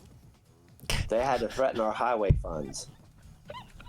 The Mothers Against Drunk Driving said, we're not going to give you any money for your freeways, and we know your freeways stink. And we know you're all drinking those road soda. Wait a minute, and that's the other thing down there. We were the last holdouts to be drinking as 21. So what is those places that you could stop and get a drink while you're driving? Oh yeah, drive-through daiquiris. Okay, why do drive-through daiquiris exist? I love drinking a party as much as the next guy. Why do I gotta stop again? Because we're smarter than you. That's why they exist. Tell me about the drive-through daiquiris. It's killing me. You just roll. I did not get one. I fucked up. I should have got one when I was there. You just roll through it, man. And they have like, are they good? Slushy. Yeah, and if you get the right little Cajun girl with two-tone hair, and you say, "I'll leave you a nice tip and make it a double," she's gonna make your eyes melt. Oh no! You're gonna get a strong enough drink that you'll be like, "Oh shit, I gotta hold on." But then you put the cap on it. You're like, it's okay. We're driving. People are responsible vendors. Yeah.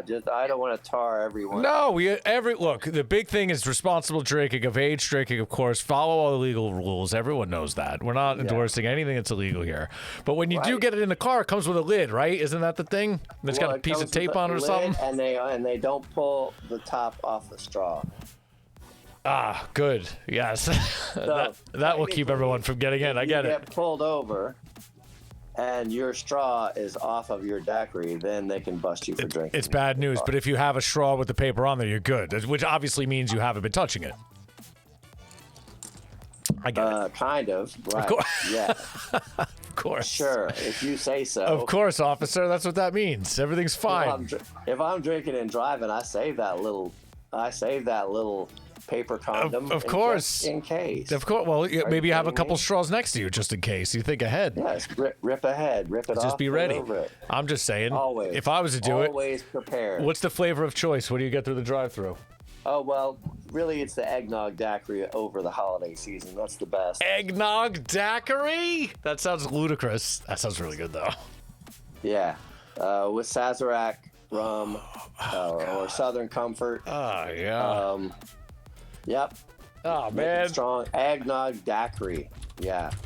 And the machines are all like giant slushy machines. Yeah, for sure. I mean, that's the thing that bartenders now, they like to buy slushy machines and make their own daiquiris. Yeah, the big thing up here is frosé. They take the rosé wine and they freeze it in those slushy machines, so you get yourself a nice big glass of shitty rosé wine that's been frozen with weird sugar product. Compared to an eggnog daiquiri that is called burning in hell and saying that everything is fine. Yeah. I mean, I want nothing to do with that personally, but that's a big thing up here. Those machines for sure. I mean, they're up here. No, just give me Tavel. What do I need? Yeah. Give me sparkling rosé chocolina. Oh man. From Amistois. I don't need you to, no, I don't need frozen rosé. And I should have known when I went to New Orleans that the wine culture was so great. I never thought about it. I knew the food was great, but I should have known with the French backbone and all that stuff that I was going to see great wine when I was down there. Yes. And I went to the place that I went to that I think I still dream about was Bacchanal. And, yes. That place was just everything I wanted it to be. I spent way too many hours there. It was fantastic. Yep, it's the big backyard. I'm real tight with that crew back in the day when they first started. They went through a lot of permutations. My buddy Pete, after Katrina, cooked outside like it was like you were at a seaside cliff hanging restaurant in the Grill Jamaica with all the accoutrements, and he was cooking his ass off out there, and they have guest chefs. That all got shut down.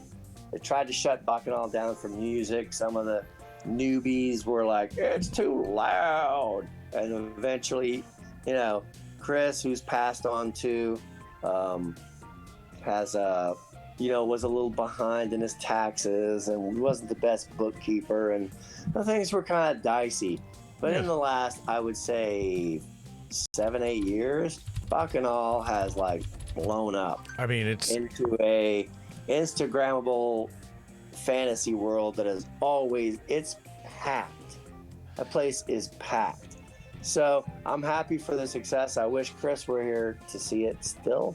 Pour one out, but.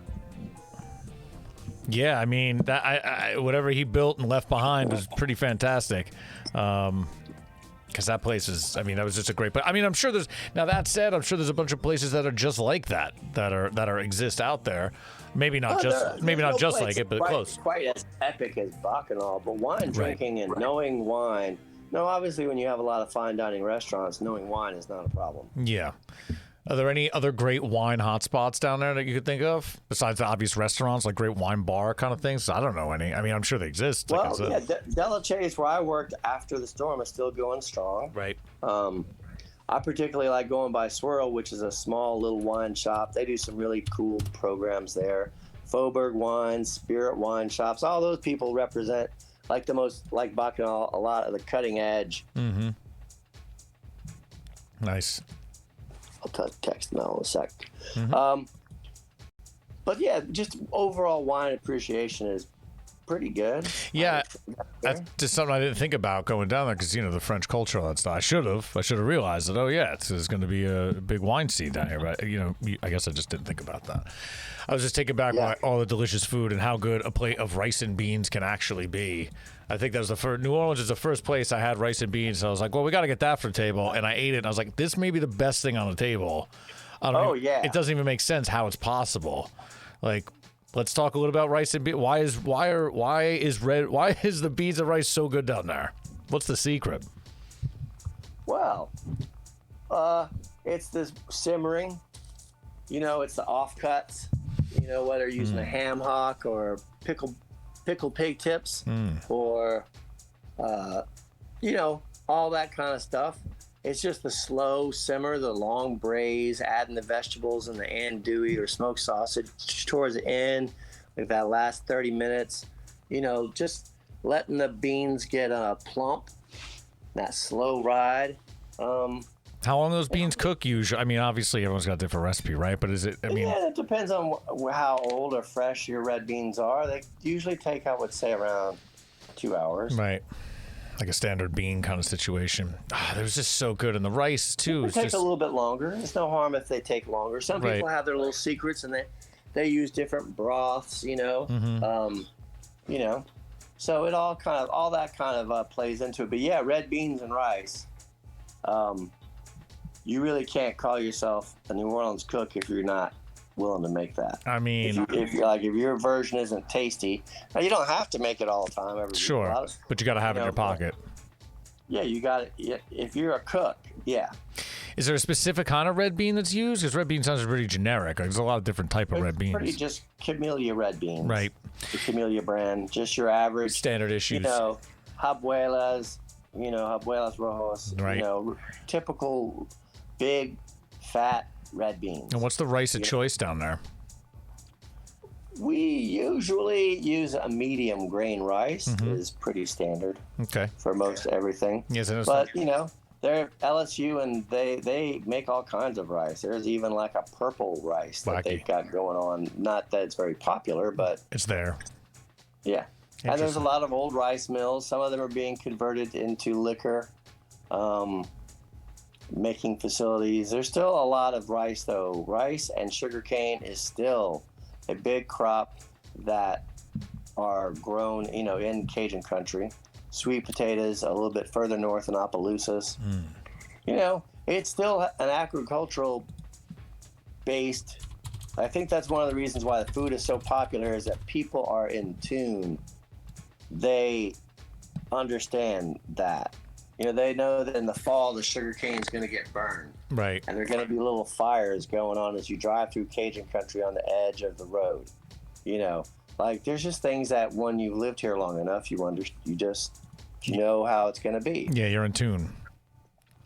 And so that's just a thing that informs us because people see that. Right.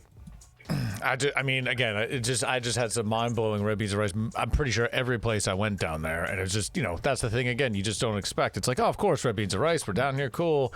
And then you know. But, of course, none of that stuff is vegetarian. Yeah, that's true. We're not. You get stuffed eggplant, it's not going to be like, you know, it's not going to be a magic carpet Egyptian, you know, kind of stuffed eggplant. It's going to have shrimp and tasso and, you know, breadcrumbs and different rice. It's going to, you know, sure.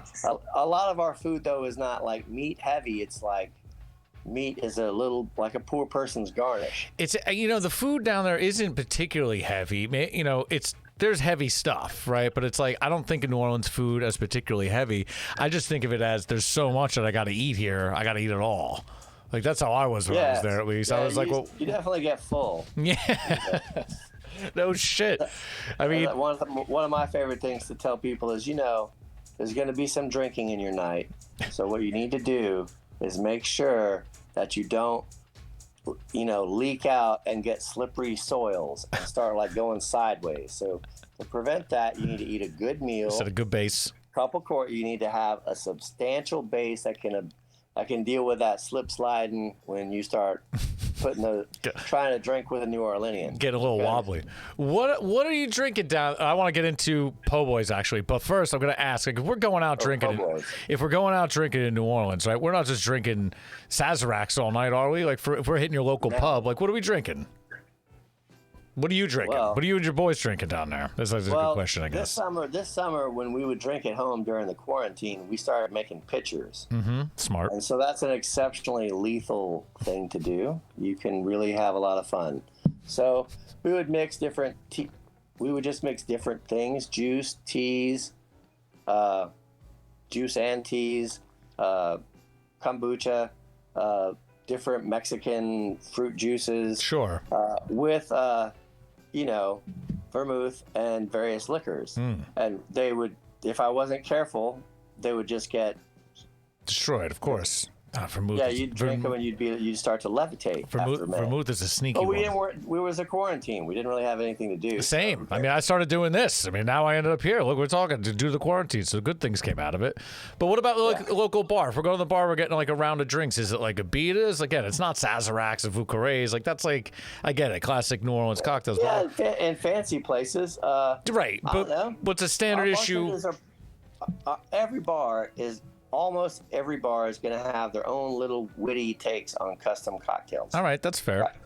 So that's an option. Because next time I go, most bars though they'll have a lot of the local beers, so that'll be interesting. Mm-hmm. But most bars have terrible wine lists, which is sad. I personally believe this is something that me and Chris at Buck and all used to all the time advocate for, is that a bar should not sell wine by the glass. They should just sell wine by the bottle, and they should buy like a Côte de Rhone, a beautiful, simple little white wines that cost them at wholesale $10, yeah, $11. Only sell it by the bottle. Treat them like a Mac. Crack that shit open for them. Sell it for $25. So what? Just keep it moving. Keep it moving. Yeah. Your margin, when you really look at your margin on beers and things, and it's not that high, and so also you have zero waste. Yeah. You're not like, oh yeah, no one ordered wine for a while, and so yeah, you can, and you could just sell whole bottles and just I would never serve wine by the glass in like a dive bar.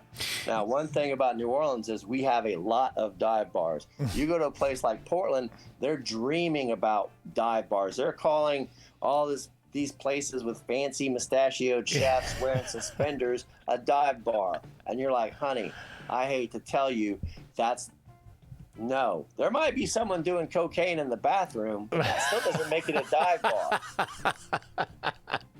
You're so right. You're so right. I mean, the dive bar scene is unique. I mean, when you're in a real one. I mean, I've been in some real ones, and then when you're in these faux ones, like in the city and in Hipsterville, is a big difference. Speaking of that, I'm going to say one other thing about Louisiana, or about one of my favorite people. He just passed. He was Michael Martin, and he was in a movie that came out this year, an indie movie that you may have heard. It got some buzz. Called Bloody Nose, Empty Pockets, and it is like a Bukowski scenario, essentially. And Michael improvised all of his lines. He just inhabited this character who's a washed-up drunk who lives at the bar, and all the ruffians who are hanging out. It's a brilliant, somewhat harrowing, somewhat beautifully tender play. Michael just died of a heart attack last week, Sorry, Michael. So it's a great chance to see his performance. And honestly, there was some buzz about him being Best Supporting Actor or being nominated for an Oscar for Best Actor. It's an amazing performance. Well, that's I highly recommend it. That's so if you're looking, it's not Louisiana based except for Michael. Michael Martin, for sure. Rip Michael Martin. What was the name of the movie again? Bloody Nose, Empty Pockets. Bloody Nose, Empty Pockets. Yeah. Michael Martin. I'm looking at it right now. Yeah, I want to see that now. I'm going to go watch it. That's on the list. Well, I mean, that's sad. So we got bottles of wine. We got Michael Martin. What else did we miss? Po' Boys, we said. Oh, yeah. So Po' Boys are, correct me, stop me when I'm wrong, like classic, po' boy working man's food with some old stale bread. And I know roast beef is big down there for some reason. I'm not quite sure. Well, some of the myths of po' boys. I mean, we've had French bread, baguettes of different caliber and quality. Right now, arguably our best baker of French bread is a Vietnamese bakery out New Orleans East. So what's it called? That's interesting. Certainly, the little Vietnamese po' boys are delicious too, and so we share that affinity of chicory coffee and French bread with the Vietnamese. So with Vietnam, that's banh mi, and with us, it's a po' boy. Is that where chicory coffee's from? From Vietnam? No, our chicory coffee is just a colonial practice of them stretching coffee out. Right. I thought so. I didn't think. Come back with another coffee shop. Right. Yeah, coffee shipment. Yeah, I did. We don't know when you motherfuckers are getting coffee again. I have no idea. So we're gonna stretch this. We're gonna cut this with the chicory. You won't know. It's fine. Yeah, you'll be fine, and we'll make more money saying it's coffee. Yeah. And the Vietnamese people love Cafe Du Monde. Right. Because if you've ever been to a Vietnamese grocery, you see those little cans, and they are actually in Vietnam too.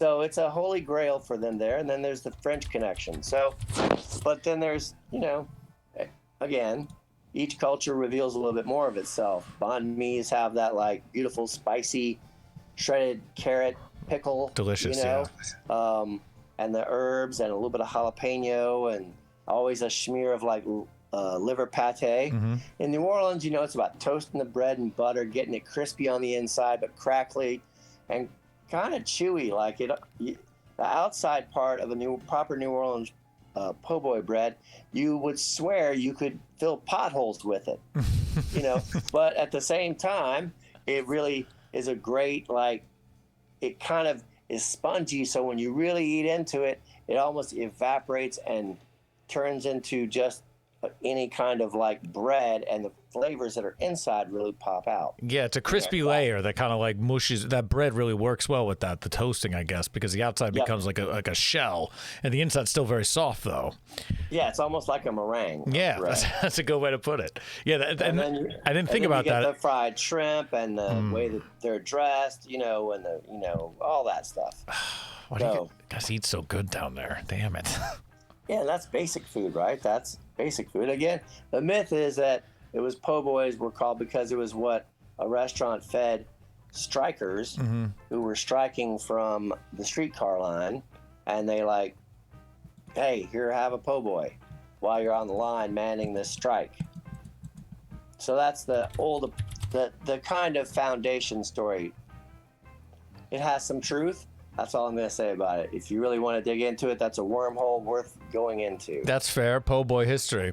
What about, so you got the po' boy, right, which is an iconic New Orleans sandwich / hoagie or whatever we want to call it. Say it's a sandwich. And then there's the muffaletta, right? Which is Sicilian. Which is going to be Sicilian? Is that what? Is that true? Yeah. Yeah. Central Grocery. Proudly Sicilian and Italian. Seeded bread. How seeded depends on which kind you get. Always mortadella, salamis, hams, provolone, and the great olive spread, salad. Yep. Yeah. So, what is that? Is that something that's is that newer? Muffaletta, you know what? About a muffaletta that's the best, and which I'm gonna do when I go on my little plane trip tomorrow. Do tell. I'm gonna have muffalettas in my carry-on luggage, and I'm gonna eat a quarter and make people like die of envy. Yeah, I mean, you open that on a plane, I'm gonna come over and start talking to you. Yeah.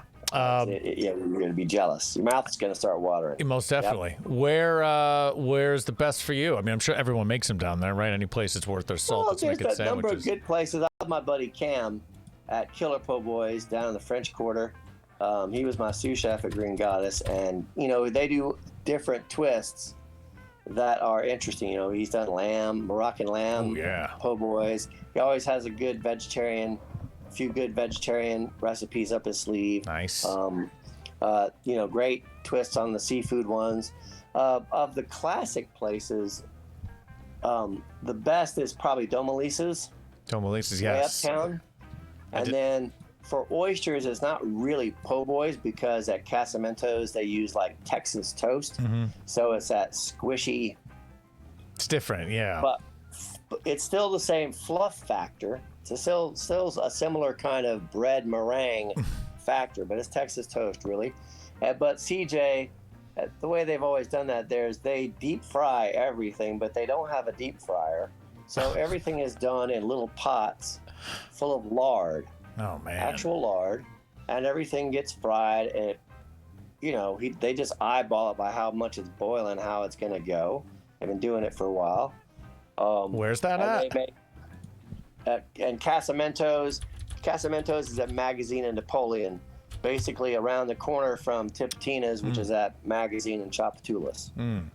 I had, where was I? I think it was the first thing I ate when I was in New Orleans. I got out, started walking on Bourbon Street, and I think I went to Napoleon House and had one, and it was the first thing I had, and it was really good. They have good po' boys. They have a good Pim's Cup, and their muffaladas are incredible. I think I had all of it. Yeah, no, I had a muffalata and many, many Pim's Cups before I decided to get up and keep moving. I think that was I want to say that was the first thing I did there. I'm not sure. Pim's Cup, yeah. Napoleon House, named because the top floor was kind of furbished.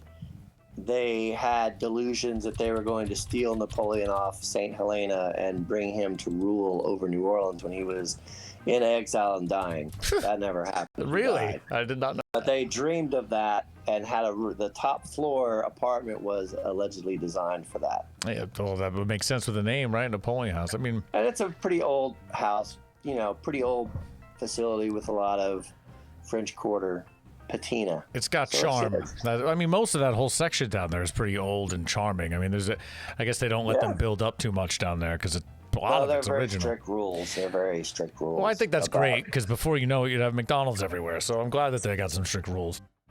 Yeah, I mean, it's it reminds me more of Venice or going to, where the rules are, preserve that history. And you're like, wow. Yeah, no one wants a McMuffaletta. That no one wants that. No. What else? They have to be handy. They have to be, a muffalata is unless you get the mini ones, which are for a party. That's a little different thing. They're like finger food. Right. But the big ones, are like bigger than your face. Yeah, they're massive. It's a couple meals in one. Yeah. So good. God damn it, New Orleans. What else? I do not like them hot. No. I think I fundamentally disagree with them being hot. I mean, you've eaten more than me, so I'm not going to argue. I'm trying to remember the Napoleon House. I feel like it was like grilled. It wasn't hot, but I feel like they cut bread. The bread is grilled, but the sandwich is not. I feel like they took the whole thing and grilled, but maybe it was just the bread. That's also very possible. You would know. I'm not arguing with you. A hot one of those. I don't think I would like a hot olive mix underneath my delicious Italian cured meats. And even though provolone melts great, no. No, but then all the meats start rendering out. Fatty too. That's not what I want. That's not what I want. Cut thing. Yeah, I don't want. Some New Orleanians are dedicated to that, but then some New Orleanians like stuffed king cake. Stuffed king cake. God help them, But king cake's another thing. Yeah, king cake is another. It is what keeps our bakeries afloat during carnival season. I don't think I had it, but so what's a quick rundown? It looks like you should only have it from January 6th to whenever Mardi Gras Day is. Oh, you mean I shouldn't order it in the middle of November and see what it tastes like? It should be prohibited. Yes, that's fair. So you should get a smack on your wrist if you try, or if someone makes you for it, they deserve They deserve some stink eye. It looks like, I'm looking at some pictures of it. It looks like it's kind of like a Danish almost. Well, but of course it has glitter, honey. Well, of course it's got glitter. It's got a beads, glitter, the whole thing. It's got the Mardi Gras colors of purple, green, and gold. Oh, here's a stuffed one. That looks tasty. And people put like creamy spooge in there. Yeah, I see that. Kinds, I see some nuts in the middle. That's people weird. go crazy for that, and that's fine. Yeah, whatever. I'll eat them.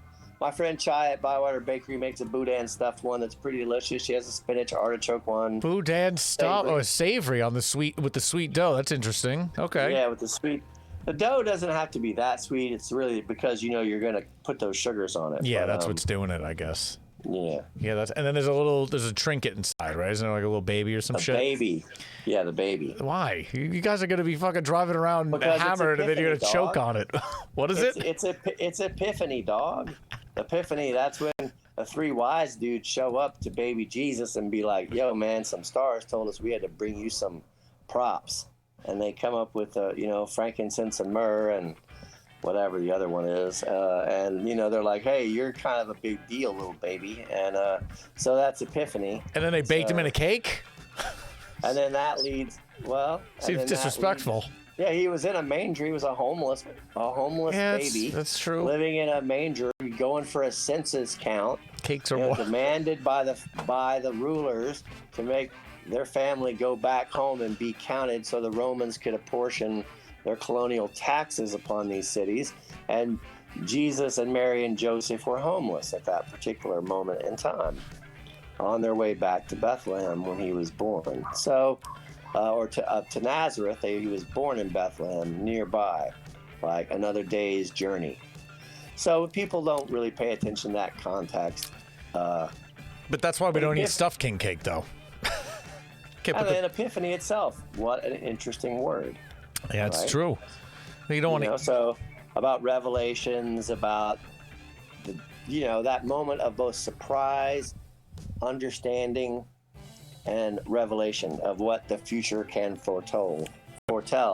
And so that's but then Mardi Gras goes, so that's, that goes back to the old rustic times, of king for a day. Whoever had the bean in the cake is crowned king for a day. And the day of misrule during a party in, medieval times. It all relates to these various pagan traditions that led to the day before Ash Wednesday, which is the beginning of Lent. That's when, Jesus heads out for the 40 days of his sojourn before he gets crucified. Baby Jesus. So it's all about that. But like all those kinds of religious observations, whether it be voodoo, whether it be Native American rites, as you can take the colonial overlay and you could subvert it with your own meanings. And so king cake and carnival itself are very pivotal psychological ways where New Orleanians announced that we're going to live in the street and there's not a damn thing you can do about it. But we also get along. So we're having fun, we're dancing, we're drinking, the parade, people are throwing stuff, trinkets, parade, everyone's acting crazy. There's secret clubs and where they're like having faux royalty. Like, it's ridiculous. It's absurd. It's comical. It's outlandish. It has zero fucks to give what anyone outside thinks about us while we're doing it. But we have a good time. We get after it. We have a good time celebrating in the streets during that time. We haven't had the last two really for COVID. So during this last year, New Orleans decorated their houses, which had never really been done to that level. Like, people would run the purple, gold, and green lights. They would, have something. But this year, the city dwellers committed to it, and it was spectacular.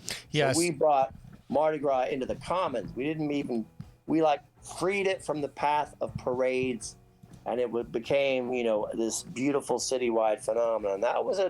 We all kind of hope it comes back next year when we have parades, that we still decorate houses and run around like that. I mean, it's just going to grow like everything else. I mean, that expands the party. Yeah. Yeah, I think it will. And but that, so often, like, you would hear in other cities after, the holiday run from Thanksgiving to Christmas, people are like, whoo, I'm tired. Oh my God, I can't wait to live my normal life. And when New Orleans are like, it's Mardi Gras, boo, let's go. Like, and it's another whole like wave of ridiculousness that people pursue and wait all year to be able to perform, with their club, see the parades, now decorating your houses, eating king cake, just get in the street. And then, of course, that leads into festival season in the spring right after. So then you have, French Quarter Fest, Jazz Fest, and all the music and culture that comes from those events. So New Orleanians we're not built to stay home. Yeah, that's for sure. No, we're built to get out and have a good time. Life is short, cruel, and horrible, often enough. So when you have a chance to express joy, love, affection, and to dance your butt off, do it. Yeah, I mean, those are words to live by right there. And that's the role. That's how it is here. So I feel like the thing about and they do try to have Mardi Gras in the rest of the state. It's not. They do it a little differently. They chase chickens and make a gumbo. They're all drunk in Cajun country. They have it. St. Louis thinks they have Mardi Gras. Good luck. St. Louis Mardi Gras. Nothing to do with that. French culture. They think they do. Mobile. They have some. Okay. Whatever. We do it. We're only on the par with like Brazil, Venice, and certain places in Spain. As far as going after Mardi Gras. And there's some Caribbean islands that do Mardi Gras pretty hardcore too. I'm sure. Yeah, I'm sure, because that's a culture that spreads down there for sure. I don't know. That's the bigger Creole diaspora. So that is principally enslaved black people in Brazil, the Caribbean, and New Orleans, who, for resistance sake, are spawning this. And then white people look at that in some of the moneyed class and well, that kind of looks like fun, we'll do our version of it. And of course, they do, but it is fundamentally some of these. So it's that interlay between Catholicism and then fighting oppression. And when the two get together and decide to make a party, it turns into Mardi Gras. Interesting. And raw human nature. Two people just want to get out, blow it out, too. So all those things. Yes. It is fit in the long pagan tradition of wintertime. Mardi Gras is called the butterfly of winter. And that's a beautiful name for it. Butterfly of winter. Never heard it called that. All right. That makes sense. It's a classic for us. What else are we missing about Louisiana? I mean, we did some good time here. We covered. Are we missing anything? I don't want to cut short, but what else? The whole thing is, music. Well, I mean, music, of course. I could do fucking hours on music in New Orleans, but good Lord. Yeah. Who's your favorite? And that's the whole thing about culture that I think. One sec. Mm-hmm. That's all good.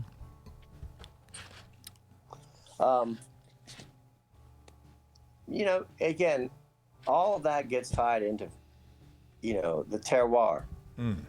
Music, food, the food we eat, the music we make, the way we get in the streets, the way we bury our dead, the way we embrace life. All of that comes from a specific, constellation of culture that kept, borrowing from you, giving from him. She added a piece over there. We all found a way to create our part. And then the next thing you know, you have this inalienable right to express yourself. And that is a different thing than many places in America. Yeah, why did they get to do it so good down there? How'd you guys figure it out? What was the thing that made it work so well down there? Because there's other places that have that kind of melting pot vibe where they're taking a little bit, but it seems like New Orleans really, that's the whole thing, and I don't know I'm sure there's other cities that are similar with what they've taken from the passer-throughs, but I mean, they really grabbed onto it down there. Well, it's what they think, yeah. Yeah, but I mean, Well, yeah. In other words, New Orleans is never going to say keep it weird. We know it's weird. that's a very good point. Often, but yeah. No, you don't need a slogan. Like keep it weird. Keep it weird. No, that's hilarious. No, we're under the same pressures as places like Austin. You know, we're under the same real estate Airbnb pressures, you know, that are gutting the working class housing market here, right, just like any other tourist destination on earth. You know, so, and it's a struggle. It makes it really hard, you know, but then we survived Katrina. You know, they tried to run a lot of our black people out. A lot of people were taken away on buses, planes, moved, given money to relocate. Not everyone came back, you know. You know, at any time that clears the way to put more buzzard money here in charge of, you know, milking the tourism clock for all it's worth, there will be some, you know, it's really hard to make tourism not a colonialist practice. Right. It's really hard. Yeah, I mean, it inevitably draws the line because you're profiting off of the culture at the end of the day. So it's hard. Like, how, you know, I don't know how you could do that. And then right. And then, you know, you have a lot of people who are, it takes a lot of people to make one Louis Armstrong. Oh, man. Not everyone becomes Louis Armstrong or Professor Longhair. No. You know, that, but without the culture that surrounded them and informed them, which is, you know, was a resistance to oppression by and large, as much as possible, that fed into their, like, struggle to become unique, you know, because Fess played on bad pianos. That didn't make him a bad piano player. It just meant he wasn't going to be denied making music, no matter how janky his piano might be at a certain gig. Right. He had workarounds, you know. That's just. But I think the crazy thing is that all of this keeps converging in New Orleans over and over again. You know, we are kind of like the Ganges River of America. You know, we are kind of like we are like the phoenix rising from the ashes. Right. Constantly. Constantly. Over in my lifetime, at least, over and over. I mean, constant tragedies down in that corner of the country. You know? Not to mention the Saints getting robbed from that non-pass interference. Oh, we can't even get into that. anyone I know from down there never lets that go. Freaking Rams. And then they laid an egg playing Tom Brady. Sure, that was our year to take those fools down. I'll never forget that. Robbed by a blind ref. It's always something. I was watching that with a good friend from New Orleans at the time. He's not with us anymore. Good guy. Yep. Yeah. I'm sure he called it right then. Oh, he knew right then. Yeah. Robbed us. Robbing it. Man. So well, that's good, man. You got a lot to edit. Nah, we're not gonna edit nothing. This is going straight out. I ain't got time for editing, please. Yeah. I got another state to do, dude. All right. Is there anything you want to say? Anything you want to plug, man? What you up to? I don't know. You can do whatever you want, man. The floor is yours. Well, I appreciate y'all hanging in with our rambling talk about the spiritual imperatives behind Louisiana culture, New Orleans culture particularly, because, you know, all you have to do is look at Tony Bourdain's last shows about Cajun country and all the shows that he did in New Orleans. And you can look at, you know, Charles Currall back in the day. Google that. Look at what he would find when he would come to New Orleans. You know, we are a pilgrimage place, and we're not for everyone. And that's the funny thing. Some people think, oh, I'm going to love New Orleans. And no, man, we'll spit you out as indigestible in a second. You know, and you might think you can hang here. It's not always easy, through no fault of your own often. It's not an easy city. But when you find out your way, then, yeah, you know, no place is like it.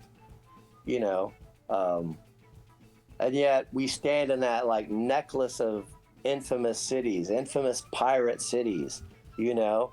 So, you know, Rio, Venice, Barcelona, you know, New Orleans, San Francisco to a degree. We're all these pirate cities where the rules just get bent and stay bent. It's a bent. And we like it that way. It's a bent city. Yeah. Oh, man. So, I love it. just tip your bartenders well, tip the band, you know, buy a round of beers for the kitchen when you can, you know. That's how to be a good tourist when you come here. Stay in a hotel. Don't stay in an Airbnb. Yeah, support the local economy for sure. And throw them bucks around. Don't be shy. There might be some Airbnbs that are owned by the same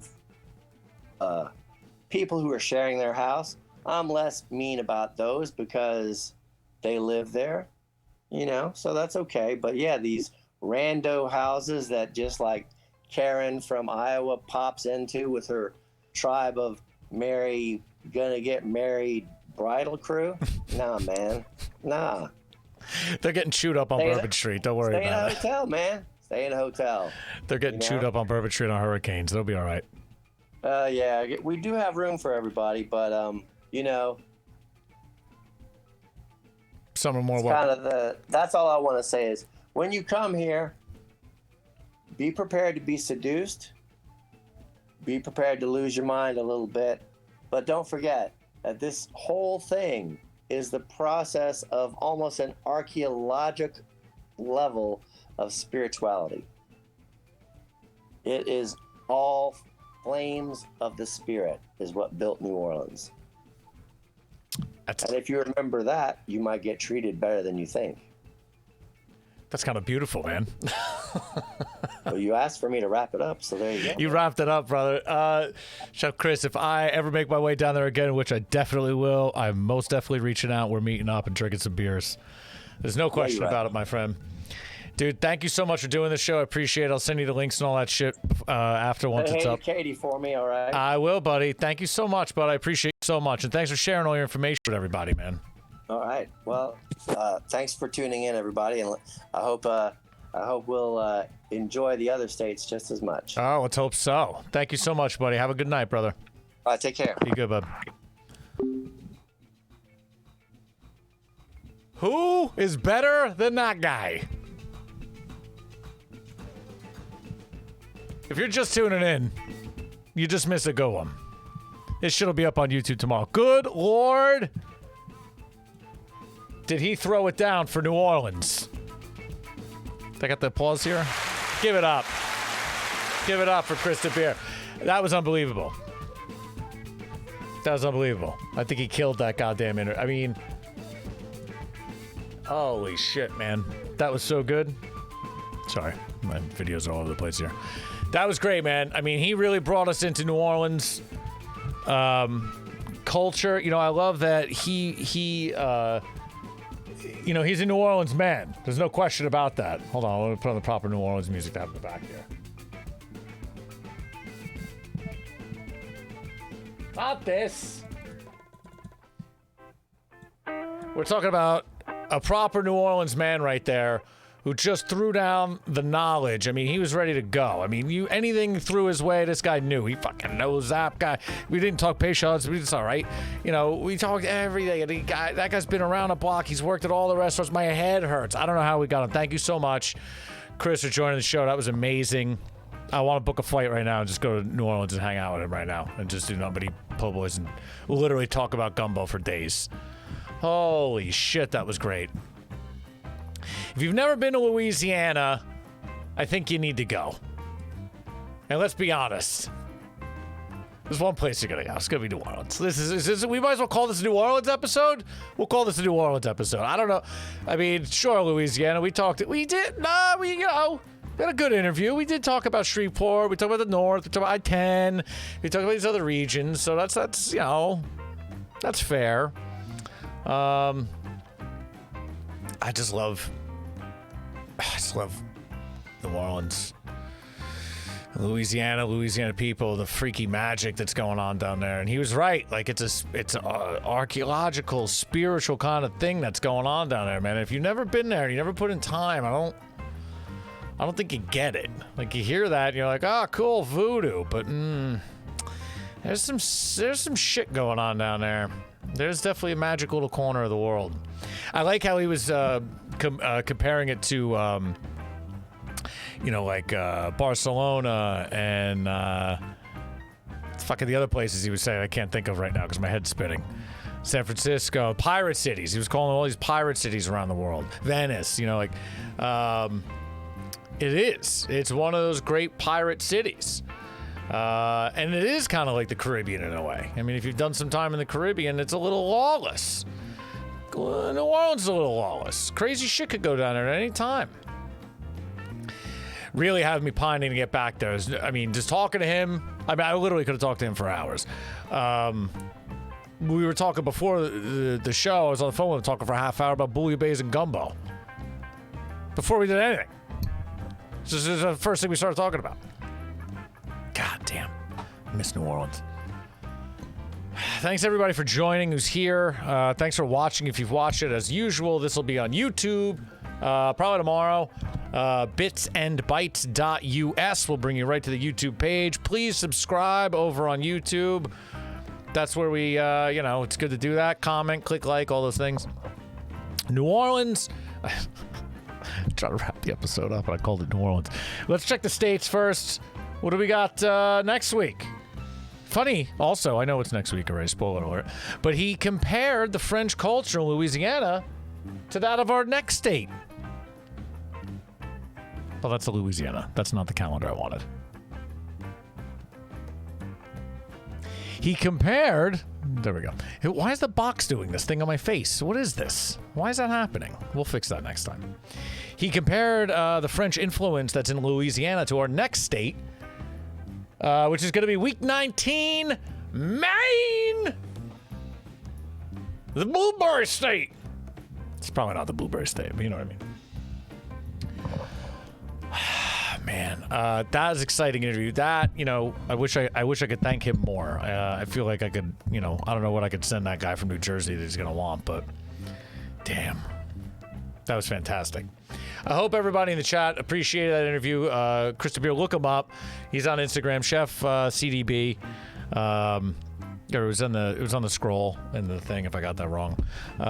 You can look him up online. You can read about his pedigree. He's got that man's been in and out of all the restaurants in New Orleans and clearly knows everybody that you could possibly imagine down there. Any name I brought up, he knew 4 people around him. Legend. New Orleans legend. New Orleans, you can eat. Louisiana, you're the home of New Orleans. That's what you are. You try to be more, but you're really not. You got Lafayette out there, you got Baton Rouge, and you got Shreveport, which, let's be honest, most of the state doesn't even consider Louisiana. I think people think that's Texas. You root for the Cowboys up at Shreveport, so you might as well be in Texas. We didn't really go deep for the rest of the state. We didn't talk about, what do we got here? What didn't we get into? We didn't get into this weird forest here in the middle. The Kitsatchi National Forest. Let's not forget that, guys. I can't think of the clever terminology that he was using to refer to the swamp people all around Louisiana, but goddamn, there were a couple good gems in there. I gotta put them in the book. Wow, that was fantastic. Again, thank you. Chef Chris, you were the best. Look him up. Check his stuff. We'll put all the info in the comments and all that stuff. Like, share, comment, all those things. You do on the internet with this. Thanks for joining Bits and Bytes Louisiana. Next week is Bits and Bytes Maine. We're hitting everything in Maine. I love Louisiana. Get yourself out there. Go visit NOLA. Support all that. And I don't know what you would say if you were in New Orleans. How do you say it? Let's look. We can look right now. How do you say, how's that Creole goodbye? I know there's something cute they do. Au revoir. Oh, that's it. Au revoir. I should know better. All right, guys. That has been Bits and Bytes Louisiana. Thank you so much for joining. Au revoir.